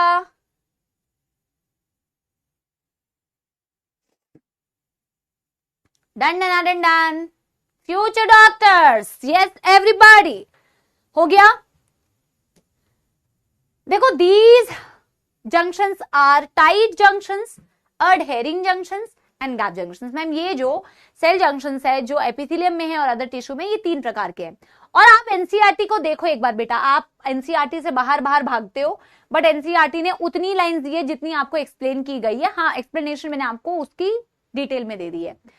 Tight junctions helps to stop substances from leaking across the tissue. Leakage को रोकता है मैम, तो टाइट जंक्शन हो गया। Adhering junction help to perform cementing to keep the neighboring cells together. Neighbouring मतलब पड़ोस के सेल को अपने साथ चिपका के रखने का काम, मतलब वो दूर कहीं चला ना जाए तो उसको एडहेयर करने का काम, सीमेंटिंग का काम। जैसे 2 ईंटों के बीच में सीमेंट ना लगाऊं तो बेटा वो जोड़ नहीं बनेगा ना, तो वो जो जोड़ है यहाँ पे वो एडहेरिंग जंक्शन है। सेल्स आपस में सीमेंटेड रहती है। Gap junctions facilitate the cells to communicate with each other by connecting the cytoplasm of adjoining cells. Communicating junctions ma'am दो सेल के बीच के साइटोप्लाज्म को कनेक्ट करती है और कनेक्ट करती है, और कनेक्ट करके बेटा क्या करेगी, ट्रांसफर करेगी आयंस का, स्मॉल मॉलिक्यूल्स का and sometimes even bigger molecules. इसको स्टार मार्क करना, क्योंकि मुझे 100% भरोसा है कोई बच्चा इनकी डेफिनेशन में कभी गलती नहीं करता, बहुत इजी है, यहां गलती कर जाता है, तो इसको ध्यान देना। ठीक है, ठीक है बोल रही हूं यार, ठीक है। टंग स्लिप हो गई बेटा, टंग स्लिप। ये थोड़ा सा ना एक डायग्राम था, एक बार मैं लाइट ऑफ करके दिखाती हूँ। वैसे तो बेटा आप लोगों ने इतने अच्छे से बना लिया है कि आपको ये छापने की जरूरत नहीं है, फिर भी एक बार ही देख लो, एक बार ही देख लो। ये ना सेल्स बनाए हुए हैं और सेल्स के बीच के जंक्शंस को दिखाया हुआ है, जैसे कि यहाँ पे सेल जंक्शन दिखाया हुआ है, ये वाला जूम करके ऐसे क्रिस्प, अरे यार व्हाइट नहीं ब्लैक से दिखाती हूँ। ये कुछ ऐसे स्ट्रक्चर्स बनाए हुए हैं जिन्हें टाइट जंक्शंस बताए हुए हैं। टाइट जंक्शंस ऐसे लग रहा है कि किसी चीज को ना जाने नहीं देंगे अक्रॉस सेल, ठीक है, दो सेल के बीच क्या जंक्शन है। अडहेरिंग जंक्शंस ऐसा लग रहा है सेल और इधर के सेल के बीच में एकदम बेटा सीमेंटिंग का काम किया हुआ है, सीमेंट की तरह जोड़ बनाया हुआ है। और ये जंक्शन से जो आपको दिख रहे हैं ऐसे टनल जैसे हैं, जिनसे कि चीजों का ट्रांसफर हो सकता है अक्रॉस सेल। तो ये एक ही डायग्राम में तीनों जंक्शंस को दिखाया हुआ है। बहुत ज्यादा ब्राइटनेस है ना, बहुत ज्यादा ब्राइटनेस है ना, बहुत ज्यादा ब्राइटनेस है। ये एनसीईआरटी में डायग्राम नहीं है बेटा, इसका ना देखो हमने खुद ही इतने अच्छे से डायग्राम बनाए कि आई डोंट थिंक कि तुम्हें इसकी जरूरत पड़ेगी। बहुत ज्यादा ब्राइटनेस है यार, हद ही है। बट आई एम श्योर तुम्हें जंक्शंस बेटा समझ आ गए होंगे। अब हम बेटा अगले टॉपिक की ओर मूव करें क्या? यस बच्चा पार्टी, कनेक्टिव टिश्यू स्टार्ट करें फिर, है ना? चलो अगला टिश्यू बेटा फाइनली स्टार्ट होने वाला है, that is connective tissue. Are you guys ready connective tissue को स्टार्ट करने के लिए? इस चैप्टर में सबसे छोटे जो टिश्यूज है ना बेटा, वो है neural tissue and muscular tissue. सबसे छोटा है मस्कुलर, सबसे छोटा है गर्म पानी, सबसे छोटा है न्यूरल टिश्यू और उससे थोड़ा सा बड़ा है मस्कुलर। तो ये इंक्रीजिंग नहीं डिक्रीजिंग ऑर्डर में जा रहा है। एपिथेलियम सबसे बड़ा, फिर कनेक्टिव, फिर मस्कुलर, फिर न्यूरल। तो शुरू करते हैं बेटा कनेक्टिव टिश्यू। हमने पढ़े थे हमारी बॉडी के अंदर 4 मेजर टाइप के टिश्यू थे। जल्दी जल्दी स्क्रीन के पीछे से बोलो। एपिथेलियल टिश्यू जिसका बेसिक काम होता है protection, covering and lining. Connective tissue जिसका काम होता है सपोर्ट देना, जैसे आपका बोन्स, लिंक करना, जैसे आप अभी पढ़ोगे भी बेटा ब्लड, टेंडन्स, लिगामेंट्स क्या होते हैं सब बताऊंगी। Muscular tissue locomotion and movement. Neural tissue बेटा जिसका काम होता है आपका कंट्रोल एंड कोऑर्डिनेशन। जब मैं कनेक्टिव टिश्यू की बात करती हूं, ऑफ कोर्स बेटा कुछ कुछ बेसिक चीजें तो आपने पढ़ी हुई है। अब कनेक्टिव टिश्यू की अगर बात करते हैं, this is the most abundant, abundant का मतलब सबसे ज्यादा मात्रा में पाया जाने वाला जो टिश्यू है, मोस्ट अबंडेंट, लिखो बेटा most abundant and widely distributed. Widely distributed मतलब बहुत ज्यादा फैला हुआ है, ये हर जगह, हर जगह फैला हुआ है, वाइडली डिस्ट्रीब्यूटेड है बॉडी में। एंड सबसे अबंडेंट बेटा वाइडली, ये मैं एनसीईआरटी की लाइन लिखवा रही हूं। अगर एनसीईआरटी ने कहीं पे बेटा किसी चीज के बारे में बताया है कि वो अबंडेंट है, उसका अमाउंट इतना है, तो आपको करना है, अपने मन से कुछ नहीं करना है, ठीक है। The most abundant and widely distributed tissue, ठीक है। दूसरा पॉइंट मैं लिखूंगी, प्रोवाइड्स सपोर्ट एंड लिंकेज। बेटा ये इतना इजी लगेगा ना आपको, और बहुत प्यारा टॉपिक है, बहुत प्यारा टॉपिक है। इसमें हमें कई सारे डायग्राम्स भी बनाने हैं, फ्लो चार्ट्स भी बनाने हैं। बहुत ही अच्छा एक टॉपिक है, ठीक है। वैसे तो सारे टॉपिक्स ही बेटा अच्छे लगने चाहिए। आगे मेडिकल कॉलेज में जाओगे तो जूलॉजी को ही सबसे ज्यादा डिटेल में पढ़ने वाले हो, तो ऑफ कोर्स आपको पता है जूलॉजी फर्स्ट ईयर में तो बहुत ज्यादा काम आती है। अभी जो आप ह्यूमन फिजियोलॉजी पढ़ोगे या आगे जूलॉजी के जो टॉपिक्स पढ़ते हो ना, फर्स्ट ईयर में आपके मेडिकल में बहुत काम आते हैं। एनीवे बेटा कनेक्टिव टिश्यू को अगर मैं लिखना चाहूं तो मैं इस तरीके से लिख सकती हूं, मैम कनेक्टिव टिश्यू के अंदर क्या क्या होता है। सो कनेक्टिव टिश्यू बेटा, इसको एक बबल के अंदर डालते हैं, कनेक्टिव टिश्यू में क्या है? कनेक्टिव टिश्यू में है मैम नंबर 1 बोलते हैं मैट्रिक्स, जैसा आप बेटा मैट्रिक्स एपिथेलियम में बोल रहे थे वैसे यहां पे लिख सकते हैं। एंड दूसरे होते हैं मैम इसके पास सेल्स। वैसे देखा जाए बेटा तो इसके मैट्रिक्स को भी आप 2 पार्ट्स में डिवाइड कर सकते हो। मैट्रिक्स जो इसका होता है उसको भी 2 हिस्सों में लिख सकते हो, और मैं इसको डायग्रामेटिकली आपको समझाऊंगी, ठीक है। तो मैट्रिक्स को आप बेटा 2 हिस्सों में डिवाइड कर सकते हो। मैट्रिक्स में एक है ग्राउंड सब्सटेंस, मैट्रिक्स में एक है बेटा ग्राउंड सब्सटेंस, एंड यहां की एक सबसे खास बात वो है बेटा फाइबर्स। बहुत इंपॉर्टेंट, बहुत इंपॉर्टेंट।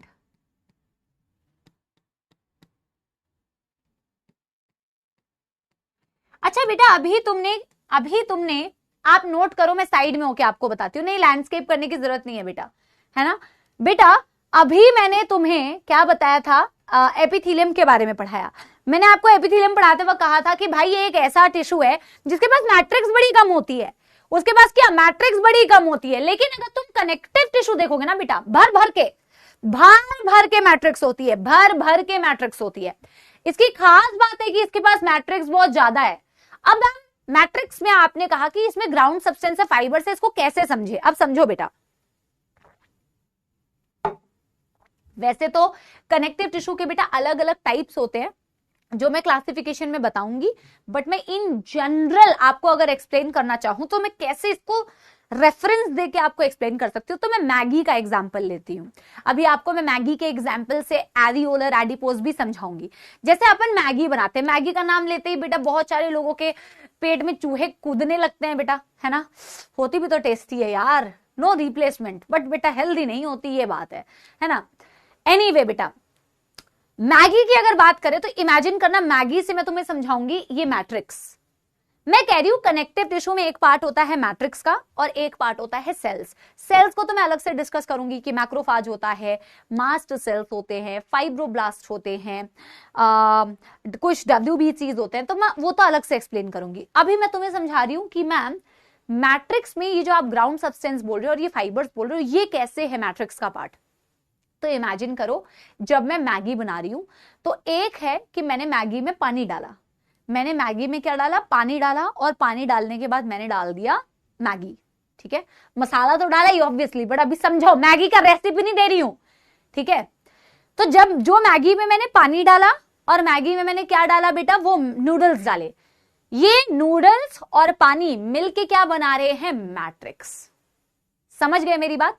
ये नूडल्स और ये जो पानी था, इन दोनों ने मिलके क्या बनाया? मैट्रिक्स। यानी कि उसमें जो नूडल्स गए वो नूडल्स थे तुम्हारे फाइबर्स, और ये होते भी ऐसे ऐसे स्ट्रक्चर्स है, ये प्रोटीनिशियस कुछ स्ट्रक्चर्स होते हैं जो आगे मैं तुम्हें पढ़ाऊंगी, कोलेजन फाइबर्स, इलास्टिक फाइबर्स। तो तुम्हारे जो नूडल्स थे वो क्या हो गए? तुम्हारे फाइबर्स। और जो तुमने पानी ऐड किया था बेटा वो क्या हो गया? तुम्हारा ग्राउंड सब्सटेंस, जो कुछ प्रोटीन्स और कुछ कार्बोहाइड्रेट्स का बना होता है। मैं नाम लिखवा दूंगी, बट इस नाम के बारे में बेटा आपने नाम सुना और वहीं पे भूलना मत।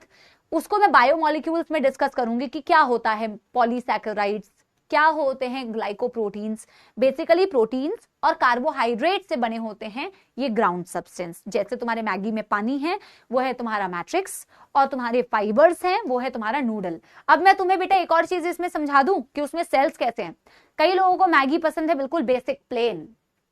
एक बच्चा देखना कह रहा है मैं मसाला क्या है, मैं बताती हूँ तेरे को मसाला क्या है। मैगी बन के तैयार अभी नहीं हुई। अब कई लोगों को वेजिटेबल मैगी पसंद होती है, तो वेजिटेबल में डाल दिया बंदे ने टमाटर ते प्याज ते कैप्सिकम ते मिर्ची, और कई लोग तो बेटा बिल्कुल इंडियन हाउस होल्ड में जैसे बनता है धनिया, ठीक है। तो ये जो जितने भी तुमने बेटा ये अदर वेजिटेबल्स डाले ना मैगी के अंदर, वो समझ लो कि ये सेल्स हैं, ठीक है ना। तो ये हो गया पूरा कनेक्टिव टिश्यू। समझ में आई मेरी बात? तो बस मैगी का रेफरेंस कनेक्टिव टिश्यू को समझने के लिए सबसे बेस्ट है। पानी डाला ग्राउंड सब्सटेंस है, पानी और मैगी डाली तो मैगी बन गया तुम्हारा फाइबर, पानी डाला वो बना ग्राउंड सब्सटेंस, दोनों ने मिला के बनाया मैट्रिक्स। मैंने सब्जियां भी डाल दी, ये देखो दूध डालेंगे, चॉकलेट डालेंगे, नलायको। तुम्हारी वजह से ये फूड ब्लॉगर्स ना बेटा कुछ भी वीडियोस बनाते हैं, और सेल्स बेटा सब्जियां होंगी। पहले बेटा ये रिलेटेबल अगर लगा हो तो खूब सारे बेटा दिल बना दिए जाए। यस एवरीबॉडी, स्वाद आ गया, सुनते ही स्वाद आ गया। तो बेटा इस तरीके का कॉम्पोजिशन होता है। मैं आपको ग्राउंड सब्सटेंस तो बता देती हूं किसका बना है, बट आपको उसकी डिटेल, म्यूकोपॉलीसैकेराइड्स क्या होते हैं, ग्लाइकोप्रोटीन्स क्या होते हैं, ये सब चीजें मैं बेटा आगे एक्सप्लेन करूंगी बायोमोलिक्यूल्स में। जो सॉस डालता है और चीज डालता है ना, उससे तो पिटाई होनी चाहिए भैया मैगी में। क्यों ही खाते हो मैगी, क्यों खाते हो बेटा, क्यों क्यों क्यों बेटा। हाँ चलो, बहुत शानदार। देखो रिलेटेबल, बंदा रिलेट करके पढ़ना चाहे तो कुछ भी पढ़ सकता है, बिना रिलेट किए पढ़ते तो समझ कम लगता है। यही बात है, जहां हो सकता है बेटा वहां तो कर ही देना चाहिए। ये बना होता है ग्लाइकोप्रोटीन्स, यानी इसके नाम से तो समझ में आ रहा है कि ये प्रोटीन्स है, प्लस म्यूकोपॉलीसैकेराइड्स, ये कुछ कार्बोहाइड्रेट्स होते हैं। अभी इसके बारे में कोई नहीं पूछेगा, ये हम बायोमोलिक्यूल्स में डिस्कस करेंगे। लेकिन कमेंट, तुम जब डाउट पूछते हो ना, तो तुम ये सारे डाउट्स पूछते हो जो मैंने क्लास में बताया होता है कि बेटा ये आगे पूछेंगे। ये सारे वो बच्चे हैं जो पीपीटी से पढ़ते हैं, क्लास अटेंड नहीं करते। जो भी इन पे डाउट्स पूछता है ना, जो मैंने बताया हुआ है कि बेटा आगे पढ़ेंगे ये वो सब पीपीटी से पढ़ने वाले बच्चे हैं। अब सेल्स में बेटा मैं लिख सकती हूं, मैं 1 बाय 1 सारे सेल्स आपको बेटा एक्सप्लेन करूंगी। फाइब्रोब्लास्ट, ये बेटा इन जनरल मैं बता रही हूं, हो सकता है कि सबके पास फाइबर्स ना हो, जैसे ब्लड के पास, फ्लूइड कनेक्टिव टिश्यू के पास फाइबर्स नहीं होते, सबके पास सारे सेल्स नहीं होते। ये इन जनरल में एक्सप्लेन कर रही हूं, फिर तो मैं बेटा इन डिटेल आपको 1 बाय 1 सारी चीजें एक्सप्लेन करूंगी। ठीक है, फाइब्रोब्लास्ट हो गया, मास्ट सेल हो गया, मैक्रोफाज हो गया, है ना। फिर बेटा आपके WBCs हो गए, अलग अलग टाइप के WBCs है जो मैं एक्सप्लेन करूंगी। ठीक है, बस आई थिंक इतने सेल्स अभी लिख लो, that is more than sufficient. ये WBCs में क्या क्या, व्हाइट ब्लड सेल्स है WBCs। बेटा पहले ये लिख लो, फिर मैं आपको सबसे पहले क्या बताऊंगी बेटा, कनेक्टिव टिश्यू का क्लासिफिकेशन, जो कि बहुत इंपॉर्टेंट है बेटा। चलो डन डन डन डन कर लो। जब डन हो जाएगा बेटा एक बारी डन डन डन बता देना मुझे, है ना। और बेटा जिसको ना थोड़ा सा अपने ना, जैसे कोई समझदार बच्चा होता है ना, वो लिख लेता है साइड में कि मैम ने मैगी का एक्सप्लेनेशन दिया था, तो बच्चा ऐसे लिख लेता है कि जब हम मैगी बनाते हैं तो मैगी डालते हैं प्लस पानी डालते हैं प्लस वेजिटेबल डालते हैं। तो वेजिटेबल हो गया मेरा सेल, पानी हो गया मेरा ग्राउंड सब्सटेंस, समझदार बच्चा ऐसे याद रख लेता है, और मैगी हो गए मेरे फाइबर, और फिर वो ये याद रख लेता है इन दोनों को मिला के मैट्रिक्स बोलते हैं, ताकि ना कभी भूलो ही ना भाई, है ना। Done done done done. चलो अब बेटा कनेक्टिव टिश्यू की क्लासिफिकेशन करते हैं। कनेक्टिव टिश्यू की क्लास लिख लिया था, चलो बहुत अच्छी बात है। अब बेटा जो हम क्लासिफिकेशन करेंगे ना, इसके लिए तुम्हें थोड़ा सा स्पेस चाहिए। अगर तुम पोर्ट्रेट में बना रहे हो तो भी बना सकते हो, लेकिन एटलीस्ट हाफ पेज का स्पेस होना चाहिए।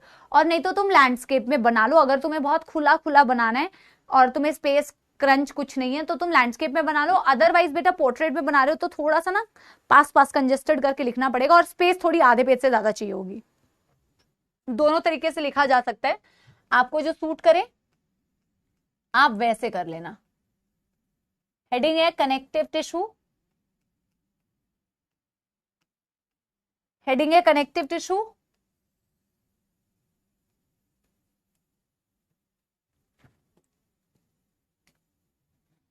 एंड कनेक्टिव टिश्यू को हम क्लासिफाई कैसे कर सकते हैं,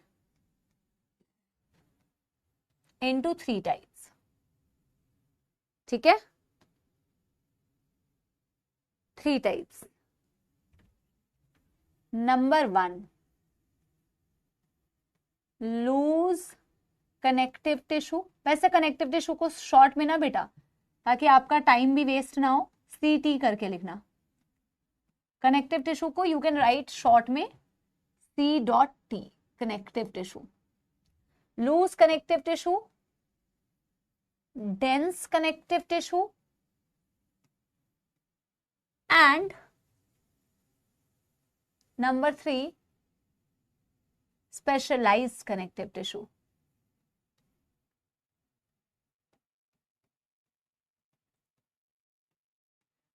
सबसे ज्यादा स्पेस तुम्हें स्पेशलाइज्ड को लिखने के लिए चाहिए होगी, तो इसका स्पेस थोड़ा ज्यादा रखना। लूज और डेंस को लिखने के लिए कम स्पेस चाहिए, स्पेशलाइज्ड को लिखने के लिए ज्यादा स्पेस चाहिए, ठीक है। Loose connective tissue further divided into बेटा 2 types, A and B. Dense again divided into 2 types. थोड़ा इस साइड लिखती हूं,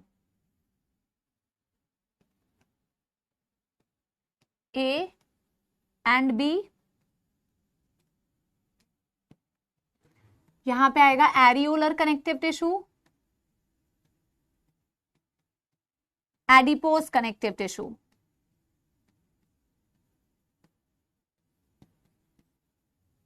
डेंस में आएगा बेटा आपके पास डेंस रेगुलर कनेक्टिव टिश्यू,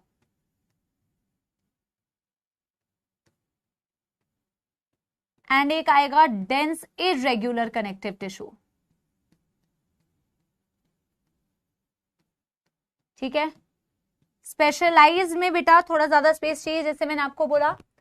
तो स्पेशलाइज कनेक्टिव टिश्यू को पहले आप डिवाइड करते हो 2 पार्ट्स में, fluid connective tissue and skeletal connective tissue.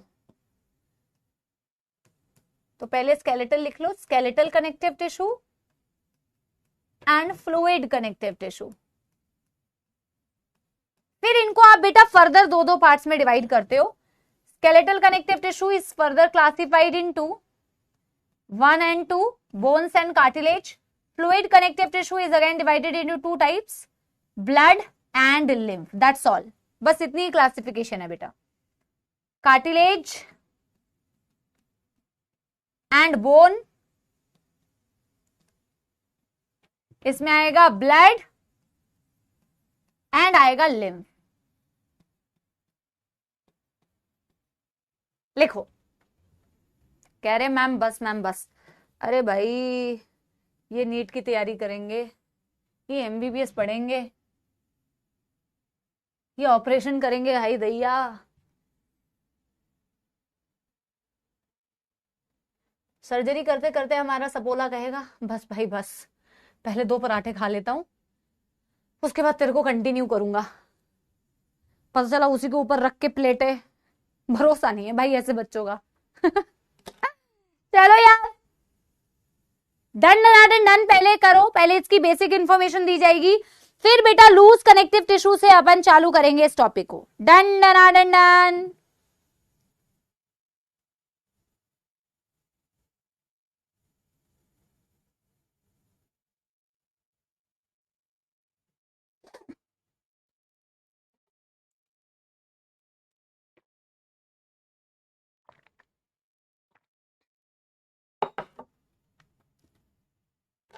हो गया?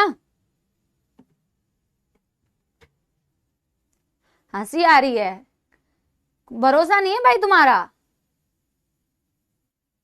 हाँ, जो कह रहा है कि बस करो बस करो, 2 मिनट में बैंड बज रही। अभी सुनो बेटा, देखो कनेक्टिव टिश्यू को तुमने डिवाइड किया, loose connective tissue, dense connective tissue, specialised connective tissue.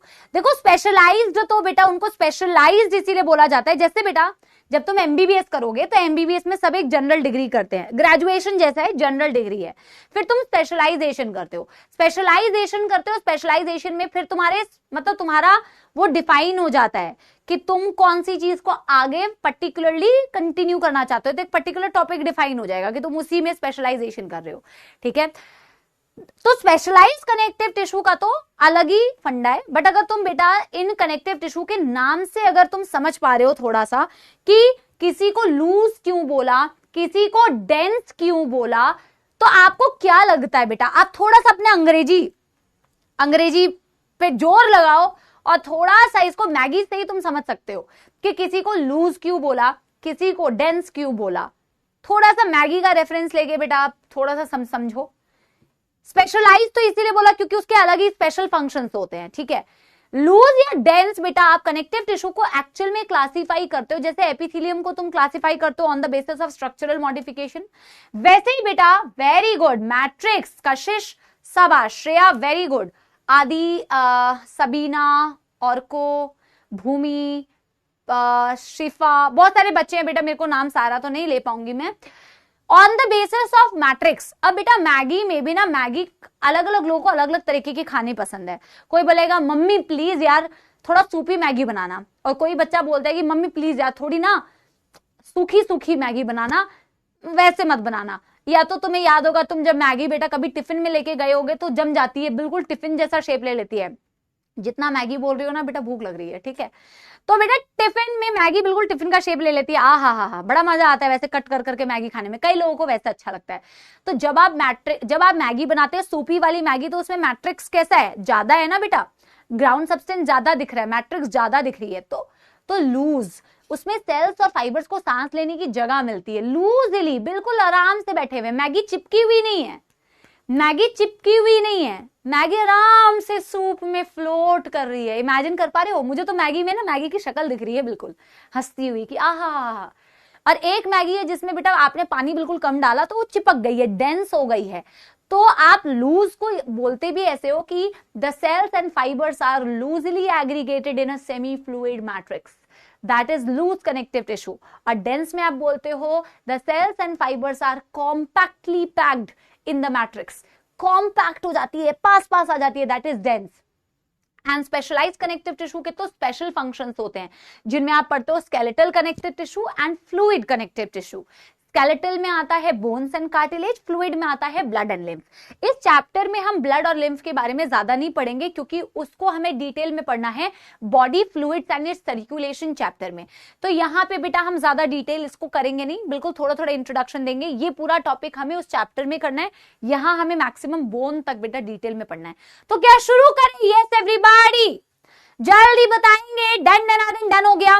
जितने भी सेल्स के नाम मैंने कनेक्टिव टिश्यू में लिखे हुए हैं, फाइब्रोब्लास्ट, मास्ट सेल, क्या बोलते हैं मैक्रोफाज, उन सारे सेल्स को अभी मैं एक्सप्लेन करूंगी।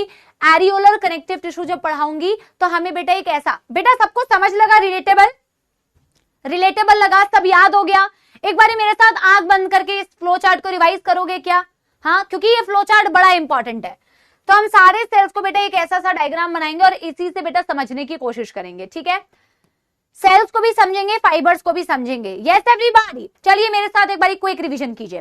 कनेक्टिव टिश्यू इज क्लासिफाइड बेटा into 3 type: loose connective tissue, dense connective tissue and specialised connective tissue. Loose connective tissue is having 2 बेटा types: areolar connective tissue, adipose connective tissue. मेरे साथ बोलो इस चीज को, areolar connective tissue, adipose connective tissue. Dense connective tissue is further divided into बेटा 2 types: dense regular connective tissue, dense irregular connective tissue. Specialised connective tissue is divided into 2 types: fluid connective tissue and skeletal connective tissue. Skeletal connective tissue has bone and cartilage, and fluid connective tissue has blood and lymph. Done?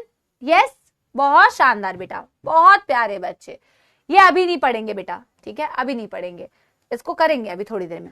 सबसे पहले heading डालोगे number 1, loose connective tissue. इसको loose क्यों बोला, सबसे पहले ये लिखेंगे।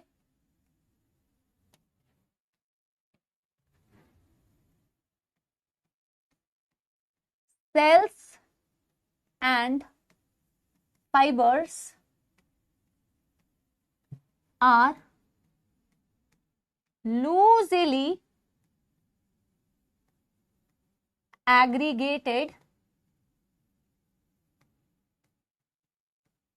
in the semi-fluid matrix. Semi fluid का मतलब है बेटा जो सॉलिड और लिक्विड के बीच का एक स्टेट हो, सॉलिड और लिक्विड के बीच का एक स्टेट हो तो सेमी फ्लूइड बोलते हैं। सॉलिड और लिक्विड के बीच का एक स्टेट हो तो उससे बोलते हैं। अरे रायचंद बेटा आपका नाम नहीं लेते बेटा, बहुत सारे बच्चों का नाम नहीं ले पाते, हमारे इतने सपोले पढ़ते हैं कि क्या बताऊं, है ना। तो सेमी फ्लूइड मतलब लिक्विड और सॉलिड के बीच का एक स्टेट, थोड़ा जमा जमा सा, गाढ़ा गाढ़ा सा, बेसिकली कंसिस्टेंसी की बात होती है। मैट्रिक्स का कंसिस्टेंसी जो है ना वो जैसे पानी को अगर आप देखोगे तो काफी फ्लूइड है, पर अगर जैसे तुम मैगी बनाते हो तो उसमें जो मसाले वगैरह डालते हो तो वो थोड़ा गाढ़ा हो जाता है, खीर बनाते हो तो दूध कैसे गाढ़ा हो जाता है, तो वो सेमी फ्लूइड है बेसिकली, ठीक है ना। अच्छा, cells and fibres are loosely aggregated in the matrix. क्या बताने वाली थी, तुम ऐसे याद रख लेना बेटा, ये सूपी मैगी मतलब बेसिकली इसमें तुम कह सकते हो कि मैट्रिक्स ज्यादा होता है। अगर तुम डेंस कनेक्टिव टिश्यू से कंपेयर करोगे तो मैम इसमें मैट्रिक्स ज्यादा है, मैट्रिक्स इज मोर। अब बेटा इसमें तुम लिखो इसका first type, that is areolar connective tissue. इसके अंदर नंबर 1 आप लिखोगे एरियोलर कनेक्टिव टिश्यू। अब मेरी बात समझना ध्यान से, हमें ना एरियोलर के लिए बेटा एक डायग्राम बनाना है, हमें डायग्राम के थ्रू ही सारी चीजें समझनी है।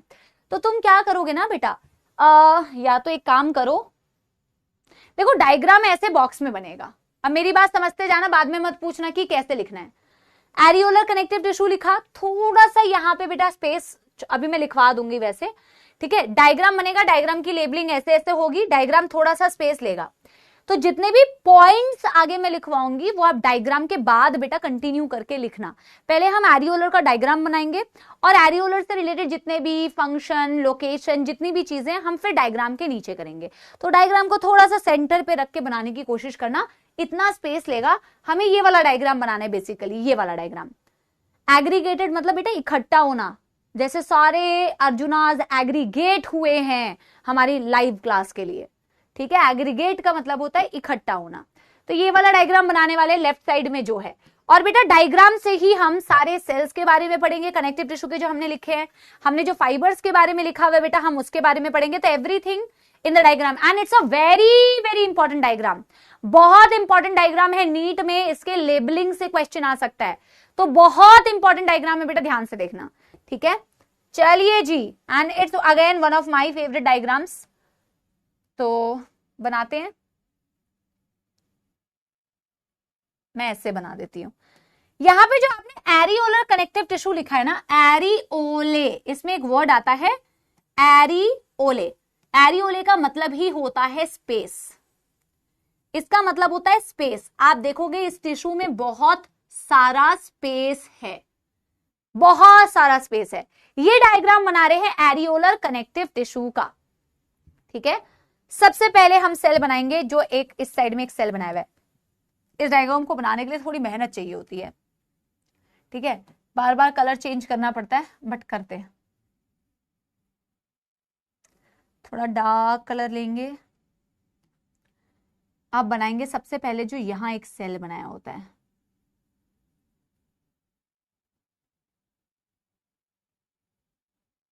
ये सेल है मास्ट सेल, मस्त नहीं है, मास्ट,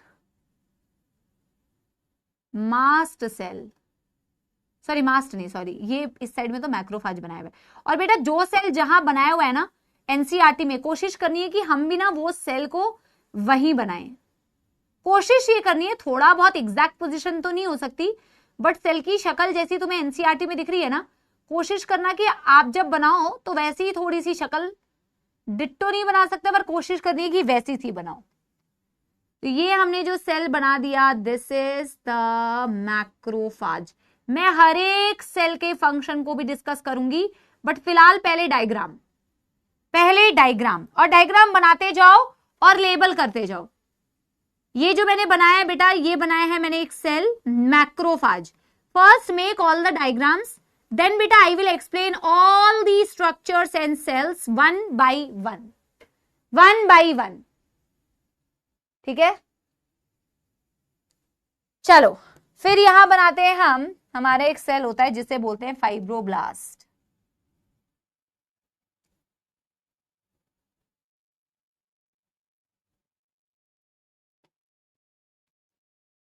फाइब्रोब्लास्ट को तो एनसीईआरटी ने भी ग्रीन से ही बनाया हुआ है।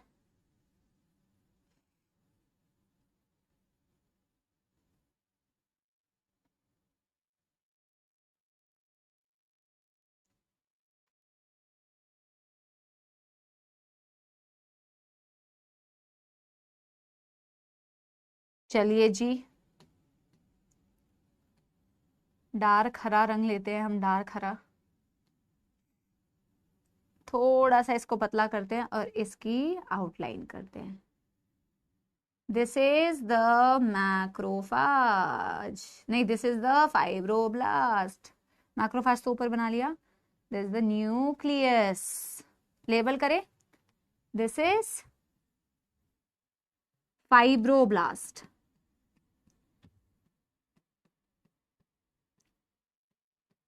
फाइब्रोब्लास्ट से अटैच कुछ फाइबर्स हैं जो एनसीईआरटी में ग्रीन दिखाए हैं बट होते वाइट हैं, तो मैं तो वाइट कलर से बनाऊंगी क्योंकि वाइट ही होते हैं ये फाइबर्स।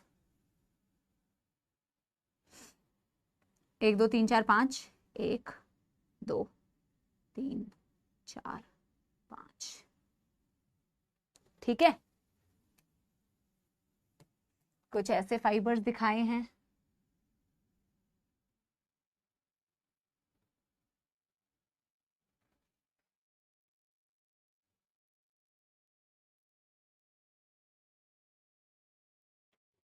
पहले मैं फाइबर्स को लेबल करती हूं। जो मैंने व्हाइट कलर से फाइबर्स बनाए हैं इसको बोला जाता है कोलेजन फाइबर।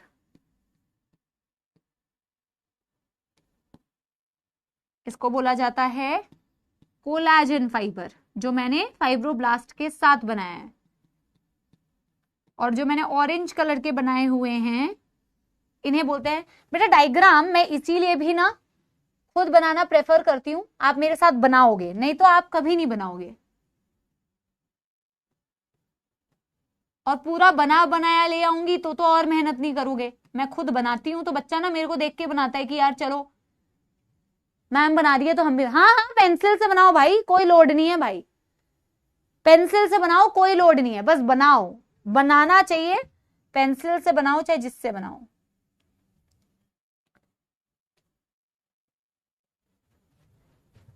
अब यहां हम एक और सेल बनाएंगे। इस सेल का कलर एनसीईआरटी ने थोड़ा येलोइश पिंकिश बनाया, तो हम भी थोड़ा वैसा बनाने की कोशिश करते हैं।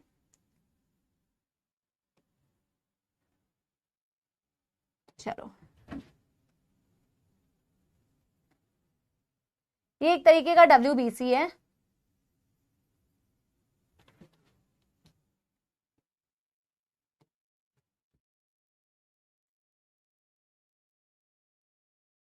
और इसका न्यूक्लियस देखो भाई, थोड़ा सा इसका कलर चेंज करूंगी मैं क्योंकि दिखेगा नहीं तो।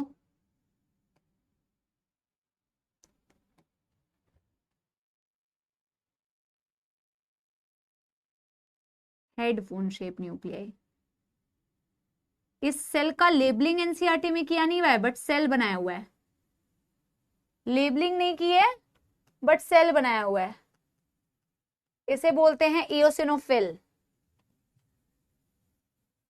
इसे बोलते हैं इओसिनोफिल।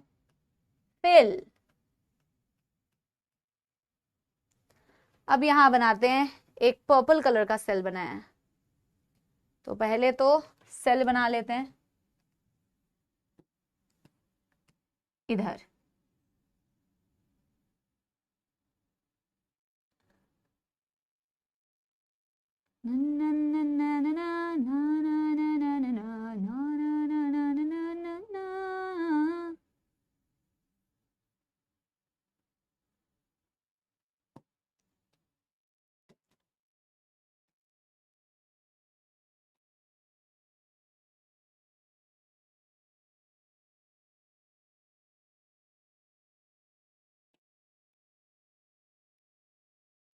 ये हमारा बन गया मास्ट सेल, ठीक है। लेबल करें, मास्ट सेल, ठीक है। अच्छा कह रहा है ड्राइंग क्लास, बड़ा आया ड्राइंग क्लास मत बना। हाँ अच्छे से बना के दो तो प्रॉब्लम, ना बना के दो तो प्रॉब्लम। ये डायग्राम एनसीईआरटी में नहीं है भाई। कौन सी एनसीईआरटी पढ़ रही है भाई? इंडिया में हो? कहाँ हो जी? हर चीज में प्रॉब्लम। बोलते हैं ना रिश्तेदार से ज्यादा तो बेटा तुम लोग, इसीलिए तुमको रिश्तेदार टॉन्ट करते हैं क्योंकि तुम यहाँ पे देख रहे हो क्या कर रहे हो। हाँ, बोलते हैं ना कि सब वैसे ही आता है। हरकतें देखो। अब इसका कलर वैसे थोड़ा ऑरेंजिश बनाया हुआ है, लेकिन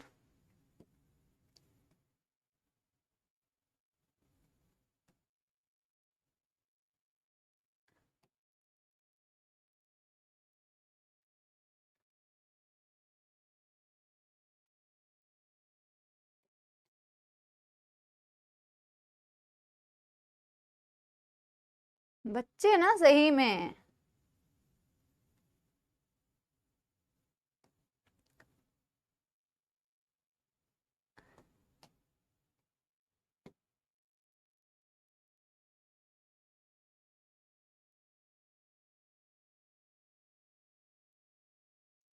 लास्ट सेल बचा है, जल्दी जल्दी बनाओ। Plasma cell. चलो,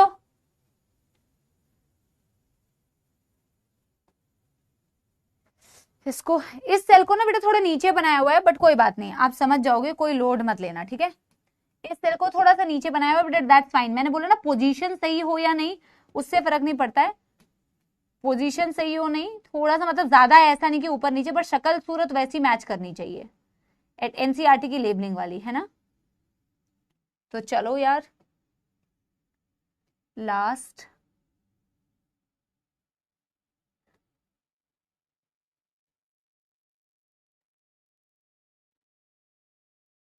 दिस इज न्यूट्रोफिल।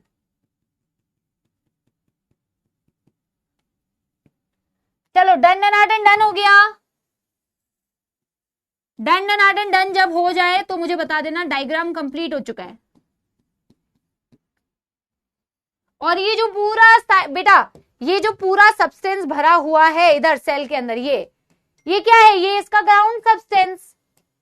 ये क्या है बेटा? ये इसका ग्राउंड सब्सटेंस है, क्योंकि ग्राउंड सब्सटेंस के अंदर ही तो बेटा सेल्स प्रेजेंट है, ग्राउंड सब्सटेंस के अंदर ही तो बेटा मैट्रिक्स प्रेजेंट है।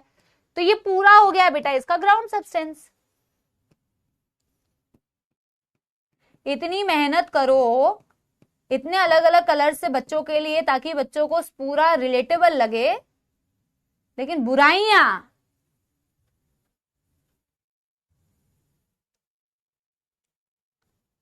बहुत पाप लगेगा, बहुत पाप।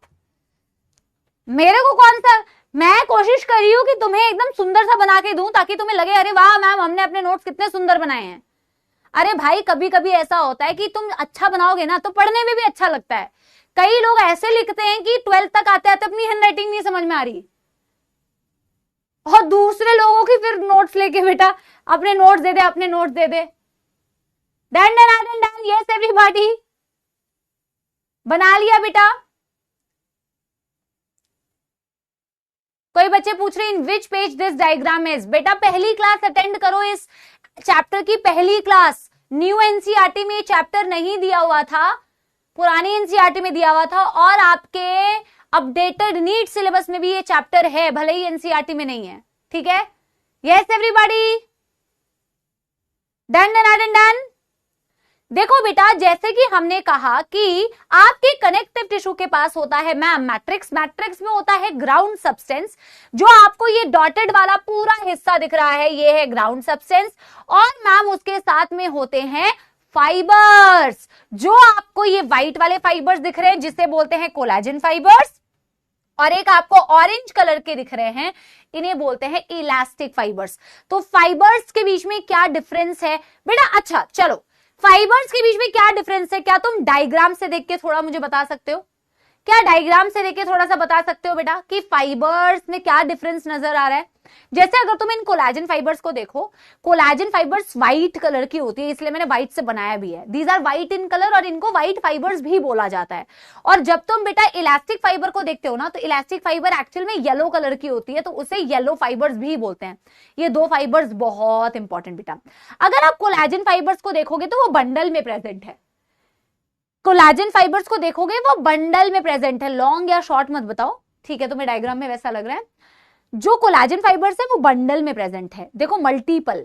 लेकिन जो इलास्टिक फाइबर्स होती है वो सिंगल होती है, वो सिंगल फाइबर होती है, वो बंडल में नहीं प्रेजेंट होती। लेकिन जब तुम इलास्टिक फाइबर को देख रहे हो तो तुम्हें नजर आ रहा है बेटा ये ब्रांच्ड होती है, इनमें ब्रांचिंग है, ऐसा लग रहा है कि एक का ही दो हिस्सा हो गया है। कोलाजन फाइबर्स में ब्रांचिंग नहीं होती। कोलाजन फाइबर्स को अगर देखोगे तो एक एक फाइबर कंप्लीट है। वो तो मैंने फाइब्रोब्लास्ट इसके ऊपर बनाया हुआ है इसलिए तुम्हें ऐसा लग रहा है, इसके ऊपर मैंने सेल बना दी है। बट बेटा ऑब्वियसली बात है, तुम्हें नजर आ रहा है कि मैम कोलाजन फाइबर्स में ना ब्रांचिंग नहीं होती, वो ब्रांच्ड नहीं होते, लेकिन अनब्रांच्ड होते हैं। बट मैम जो इलास्टिक फाइबर्स है वो ब्रांच्ड होती है। यहां तक समझने में तो कोई दुखद समस्या नहीं। यस, आपके फाइबर्स प्रोटीन्स होते हैं बेटा। Collagen fibres white fibres, elastic fibres yellow fibres. Collagen fibres bundle में प्रेजेंट है, इलास्टिक फाइबर्स इंडिविजुअल प्रेजेंट है।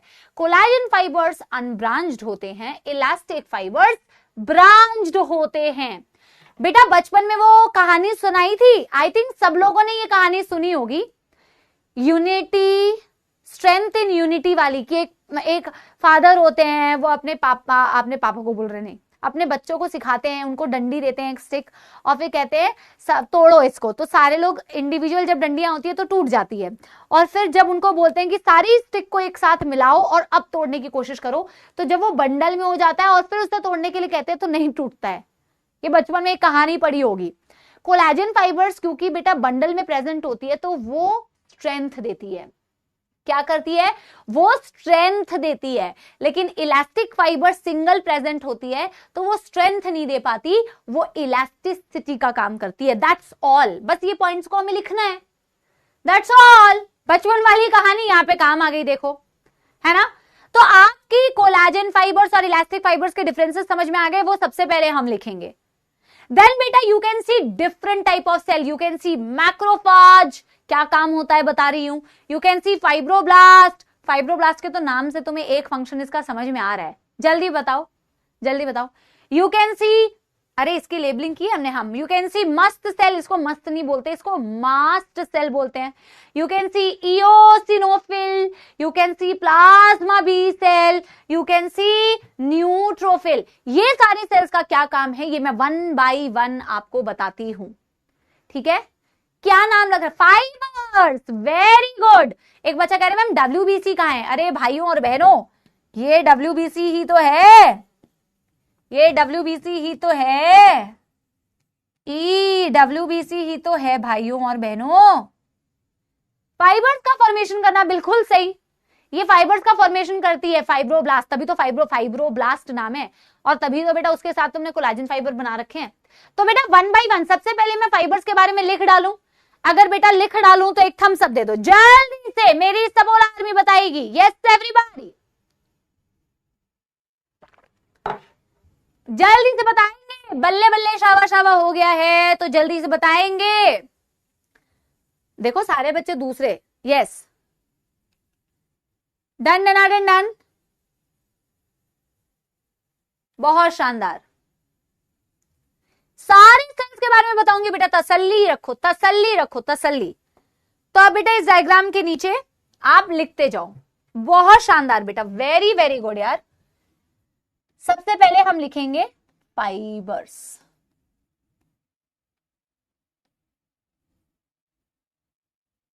ठीक है। these are of two types।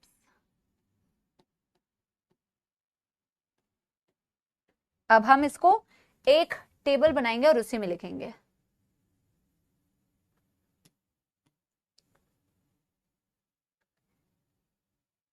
आप चाहो तो टेबल ना बना के सिर्फ बेटा कॉलम बना लो डिफरेंसेस लिखने के लिए। बहुत ज्यादा बेटा दो तीन ही तो पॉइंट्स है, ज्यादा पॉइंट्स भी नहीं है, तो ज्यादा बड़ी टेबल बनाने की जरूरत भी नहीं है। मैं तो थोड़ा प्रेजेंटेबल बनाने के लिए आपको इस तरीके से नोट्स लिखवाती हूँ कि आपको ना पढ़ने में अच्छा लगे, थोड़ा फ्लो चार्ट्स रहे, थोड़े डायग्राम्स रहे, इजी लगता है लास्ट में रिवीजन करने में। Collagen fibres and elastic fibres.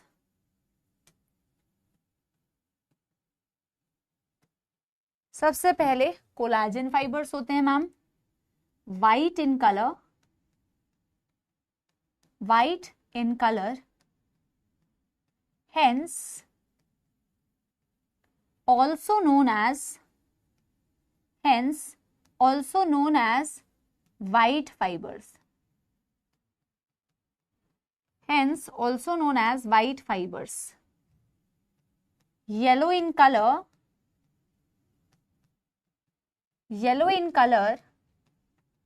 hence also known as yellow fibers. और क्या क्या बताया था बेटा? और क्या क्या बताया था बेटा? हाँ दक्ष बेटा याद रख लो ना, क्या ही मतलब इसमें कलर याद रखने में is not a big deal, easy तो है. Unbranched,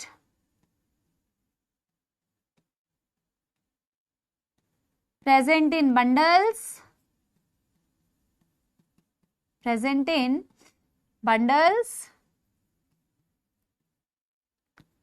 provides strength,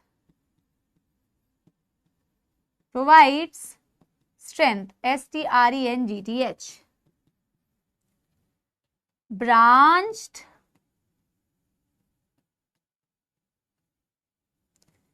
present individually,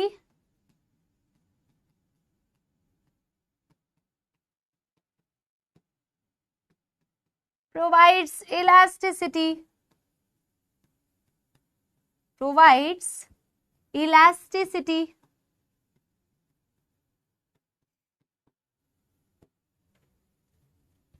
बहुत शानदार बेटा, जल्दी जल्दी लिख लो. सारे सेल्स के बारे में तो आज नहीं डिस्कस हो पाएगा, लेकिन जितने सेल्स के बारे में हो पाएगा बेटा एटलीस्ट उतने डिस्कस कर लेते हैं. ठीक है, चलो जी जल्दी जल्दी हाथ चलाओ सपोला आर्मी.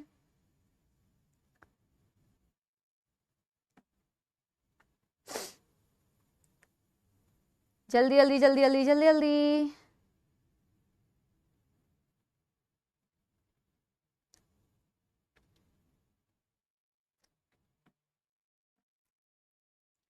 डन हो गया क्या? फोर्थ पॉइंट रिपीट अगेन बेटा, इलास्टिक फाइबर्स इलास्टिसिटी प्रोवाइड करते हैं. जैसे आप टिप ऑफ द नोज को ऐसे करो, ऐसे फ्लेक्सिबल है क्योंकि यहाँ कार्टिलेज होता है और कार्टिलेज के अंदर एक्चुअल में इलास्टिक फाइबर्स होते हैं. जैसे फ्लेक्सिबल है, मोड़ सकते हो, इलास्टिसिटी. पेन है, इलास्टिक नहीं है ना, तो कोलाजन फाइबर्स स्ट्रेंथ देते हैं, लेकिन इलास्टिक फाइबर्स इलास्टिसिटी देते हैं. ठीक है, डन.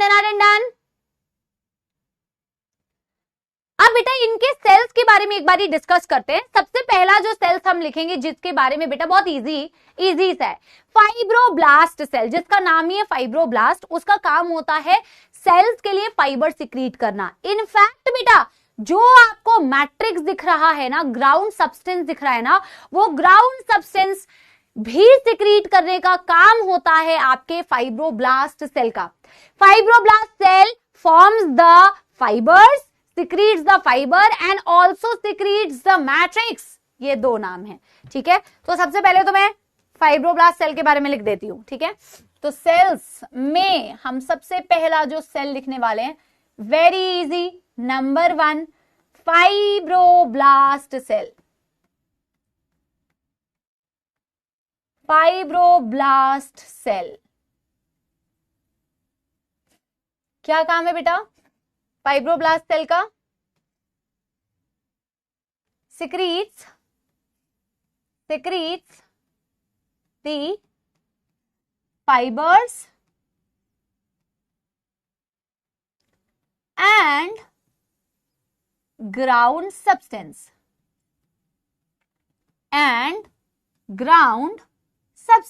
That's all.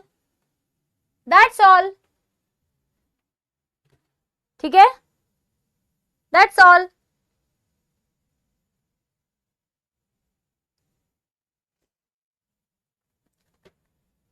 दूसरा सेल बेटा अगर तुम ध्यान दोगे, तुमने एक सेल बनाया हुआ है मैक्रोफाज, अभी मैं दिखा रही हूं. मैक्रोफाज, बहुत सारे बच्चे उसका फंक्शन बता भी रहे थे, क्योंकि बेटा आपने एरियोलर में नहीं लिखा है. अरे अवंतिका बेटा हम एरियोलर में लिखेंगे, ये एरियोलर में ही तो सारा कंटिन्यू चल रहा है. जो डायग्राम बनाए हैं, फिगर बनाया, वो एरियोलर का ही तो डायग्राम है. This figure represents the areolar. तो एरियोलर की लोकेशन और फंक्शन तो देखेंगे, पर पहले तो हमें बेटा इसके सेल्स को तो डिफाइन करना पड़ेगा ना.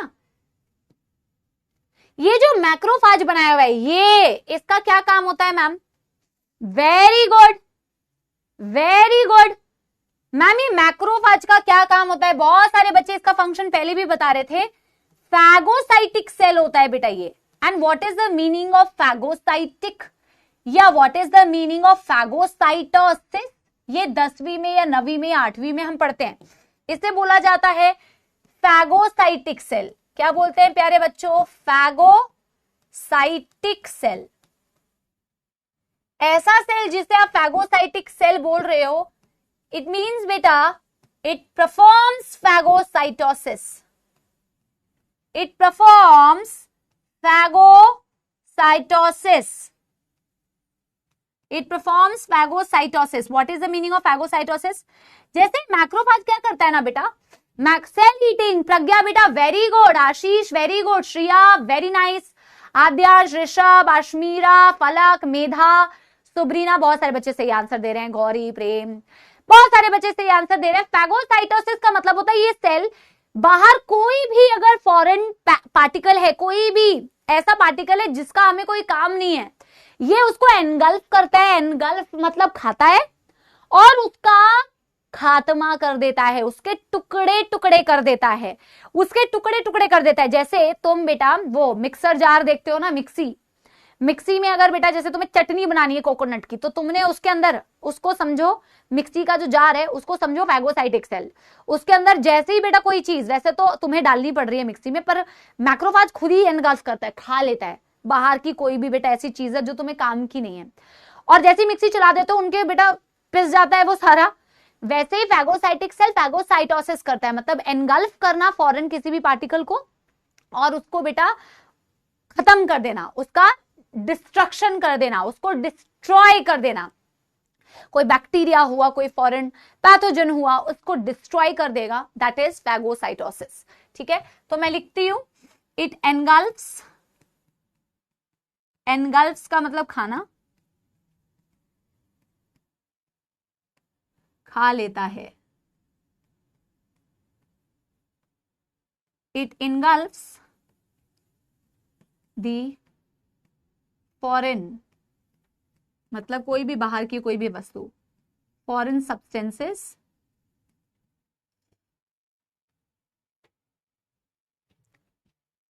एंड डिस्ट्रॉयज इट,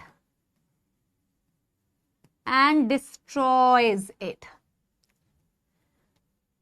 अब जो तुमने बेटा ये वाले सेल्स लिख रखे हैं ना, इसे तुम्हें इस चैप्टर में नहीं पढ़ना है, बस ये लास्ट सेल बता रही हूं, उसके बाद तो हमें अगले दिन डिस्कस करना है, क्योंकि उनको फिर मुझे डिटेल में बताना है। जो तुमने इओसिनोफिल बनाया है, मैं तुम्हें डायग्राम में दिखाती हूं। जो तुमने न्यूट्रोफिल बनाया है, जो तुमने बेटा एक बनाया हुआ है प्लाज्मा बी सेल, इसके बारे में तुम्हें यहां पे डिस्कस नहीं करना है, इसको तुम्हें डिस्कस करना है body fluids and it's circulation में। ठीक है, body fluids and it's circulation वाला जो चैप्टर है उसमें मैं बेटा ये डिटेल में बताऊंगी। अभी तो तुम सिर्फ ये याद रखो, they are the type of WBC। ये व्हाइट ब्लड सेल के टाइप्स होते हैं बेटा, plasma B cell, eosinophil, neutrophil, ये सारे WBC के टाइप है, कहीं ना कहीं आपको डिफेंस में मदद करेंगे। ठीक है, यस यस, एग्जैक्टली कौन क्या करता है वो बाद की बात है। एक बारी मैं उस डायग्राम में आऊं, एक बारी बेटा मैं उस डायग्राम में आऊं। यस बेटा, सारी WBC फैगोसाइटोसिस नहीं करती है, सारी WBC फैगोसाइटोसिस नहीं करती है। उसके लिए बेटा आपको उस चैप्टर का वेट करना पड़ेगा, उस चैप्टर में समझाऊंगी। ठीक है,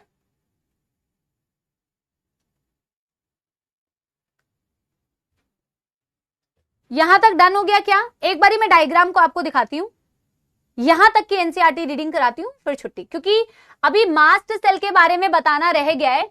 तो WBC की फुल फॉर्म पूछ रहा है, हाय भाई कैसे तैयारी कर रहा है। व्हाइट ब्लड सेल, RBC मतलब रेड ब्लड सेल, WBC मतलब व्हाइट ब्लड सेल। मैक्रोफाज का फंक्शन बता दिया, एओसिनोफिल तो मैंने बता दिया एक WBC का टाइप है जो मैं आगे डिस्कस करूंगी बेटा। एनसीईआरटी में बनाया हुआ है बट लेबल नहीं किया हुआ। प्लाज्मा बी सेल WBC का टाइप है, बनाया हुआ है, लेबल नहीं किया हुआ। न्यूट्रोफिल WBC का टाइप है, बनाया हुआ है, लेबल नहीं किया हुआ। हमने ऑलमोस्ट सारी चीजें डिस्कस कर ली है। मास्ट सेल का फंक्शन थोड़ा बड़ा है बेटा, वो 5 मिनट में नहीं कवर होगा। उसका फंक्शन थोड़ा बड़ा है, उसको अच्छी तरीके से समझाना होता है। और आगे भी ये मास्ट सेल ना बहुत इंपॉर्टेंट तुम्हें ना मतलब काम आएगा, तो इसका फंक्शन तो आराम आराम से पढ़ेंगे अच्छे से। अभी थोड़ी एनसीईआरटी की रीडिंग कर लेते हैं, ठीक है, और फिर बेटा हम अगली क्लास में कंटिन्यू करेंगे। चलिए जी, यस एवरीबॉडी, देखिए connective tissue are the most abundant, ये बता चुकी हूं मैं, widely distributed tissue in the complex animals, ठीक है। They are named connective tissue because of their special function of linking and supporting other tissues और organs of the body. इनका नाम ही कनेक्टिव टिश्यू होता है क्योंकि इनका काम होता है मैम सपोर्ट करना, लिंक करना दूसरे टिश्यूज को, दूसरे ऑर्गन्स को। They range from soft connective tissue to specialised connective tissue. Soft connective tissue भी होते हैं यानी कि सॉफ्ट, और स्पेशलाइज्ड कनेक्टिव टिश्यू भी होते हैं जिसमें लिखा हुआ है इन्होंने कार्टिलेज, बोन। अच्छा, यहाँ पे बच्चों को थोड़ी कंफ्यूजन आती है, ये मैं कल एक्सप्लेन करूंगी। बताओ यहाँ क्यों कंफ्यूजन आती है? क्योंकि अभी आपने वो पढ़ा, क्या बोलते हैं, फ्लोचार्ट पढ़ा। वहां फ्लोचार्ट में आपने स्पेशलाइज्ड कनेक्टिव टिश्यू में एडिपोज नहीं लिखा हुआ था, आपने लूज कनेक्टिव टिश्यू में एडिपोज लिखा हुआ था। बच्चे को अक्सर कंफ्यूजन होती है। अगर आप समरी में भी देखोगे ना पीछे, तो एडिपोज को स्पेशलाइज में रखा हुआ है। इसका कारण क्या होता है ये कल एक्सप्लेन करूंगी। बहुत मजेदार कॉन्सेप्ट है, बहुत मजेदार कॉन्सेप्ट है, लेकिन आपको डरने वाली बात नहीं है। आपने सही जगह पे लिखा हुआ है, जो लिखा हुआ है आप उसको घबराओ मत और उसको कोई भी चेंज मत करो, ठीक है। अब ये वाली चीज बेटा अभी हमने पढ़ी नहीं है, तो ये मैं अभी नहीं बता रही हूँ। मतलब ये वाली लाइन आपने पढ़ी नहीं है, ये मैं जब फ्लूइड कनेक्टिव टिश्यू पढ़ाऊंगी तो मैं ये वाला लाइन एक्सप्लेन करूंगी कि in all connective tissue except blood, the cells secrete fibers of structural proteins, collagen and elastin। ये मैंने अभी आपको लिखवाया नहीं है कि ब्लड में फाइबर्स नहीं होते, क्योंकि जब मैं आपको फ्लूइड कनेक्टिव टिश्यू पढ़ाऊंगी तो मैं आपको बताऊंगी बेटा कि फ्लूइड कनेक्टिव टिश्यू में फाइबर्स नहीं होते। ये अभी पढ़ा नहीं है। पर फाइबर्स दो प्रकार के होते हैं बेटा, collagen and elastin, and the fibre provides strength, elasticity and flexibility to the tissue, ठीक है। इसको बेटा यही रहने दें या पढ़ लूं पूरा? एक बारी पढ़ लूं। एरियोला कनेक्टिव टिश्यू अगले दिन कंटिन्यू करेंगे, बट एक बारी यहां तक पढ़ लूं। बोला फाइबर्स जो होते हैं बेटा वो होते हैं स्ट्रेंथ के लिए, इलास्टिसिटी के लिए, फ्लेक्सिबिलिटी के लिए।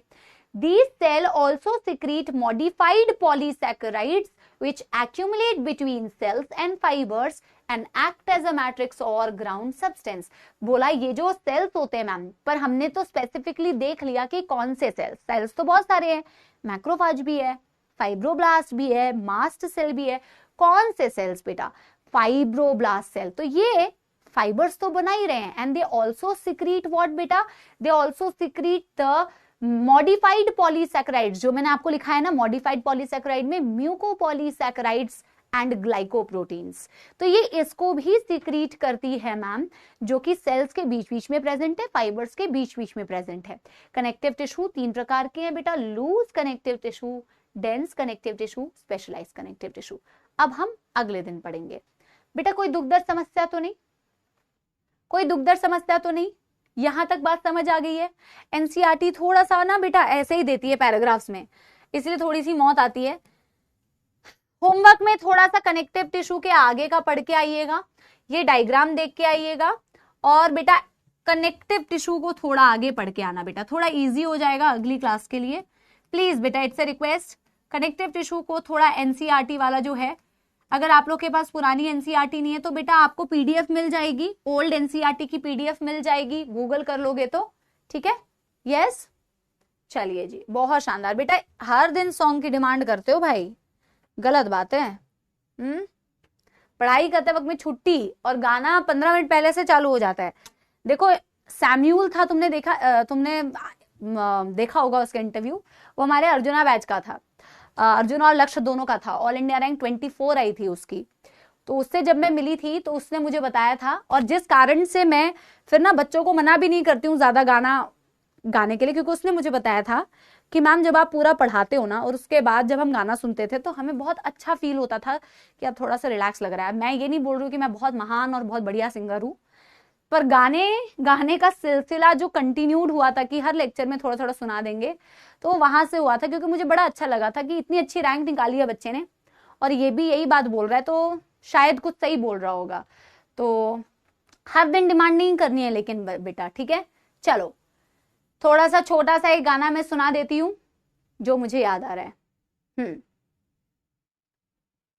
जो मैं गा रही थी। मैं तो बादलों से दूर जाऊंगी, मैं तो अपने ही सुर पाऊंगी, है जो क्रेजी क्रेजी सपने मेरे सारे चुन के मैं, सारे बुन के मैं चुन लाऊंगी। थोड़ा उल्टा हो जा रहा है, माफ कर देना। मैं तो बादलों से दूर जाऊंगी, मैं तो अपना ही सुर पाऊंगी, है जो क्रेजी क्रेजी सपने मेरे सारे बुन के मैं लाऊंगी।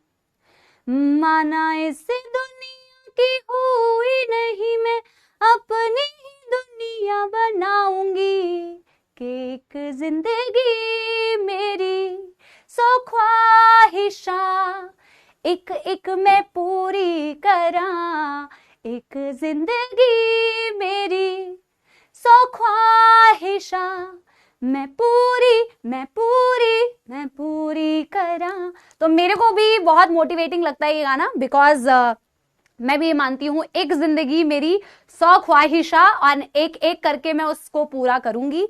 तो मेरे जो लाइफ के ड्रीम्स है बेटा, मैं उसके लिए बहुत मेहनत कर रही हूं ताकि मैं वो सारे ड्रीम्स पूरी कर सकूं, अपने पेरेंट्स को अच्छा फील करा सकूं, अपने पेरेंट्स को प्राउड फील करा सकूं। एंड आई एम स्टिल बेटा working very hard and I'm working day and night to make my dreams come true, to make my parents proud, to see them happy.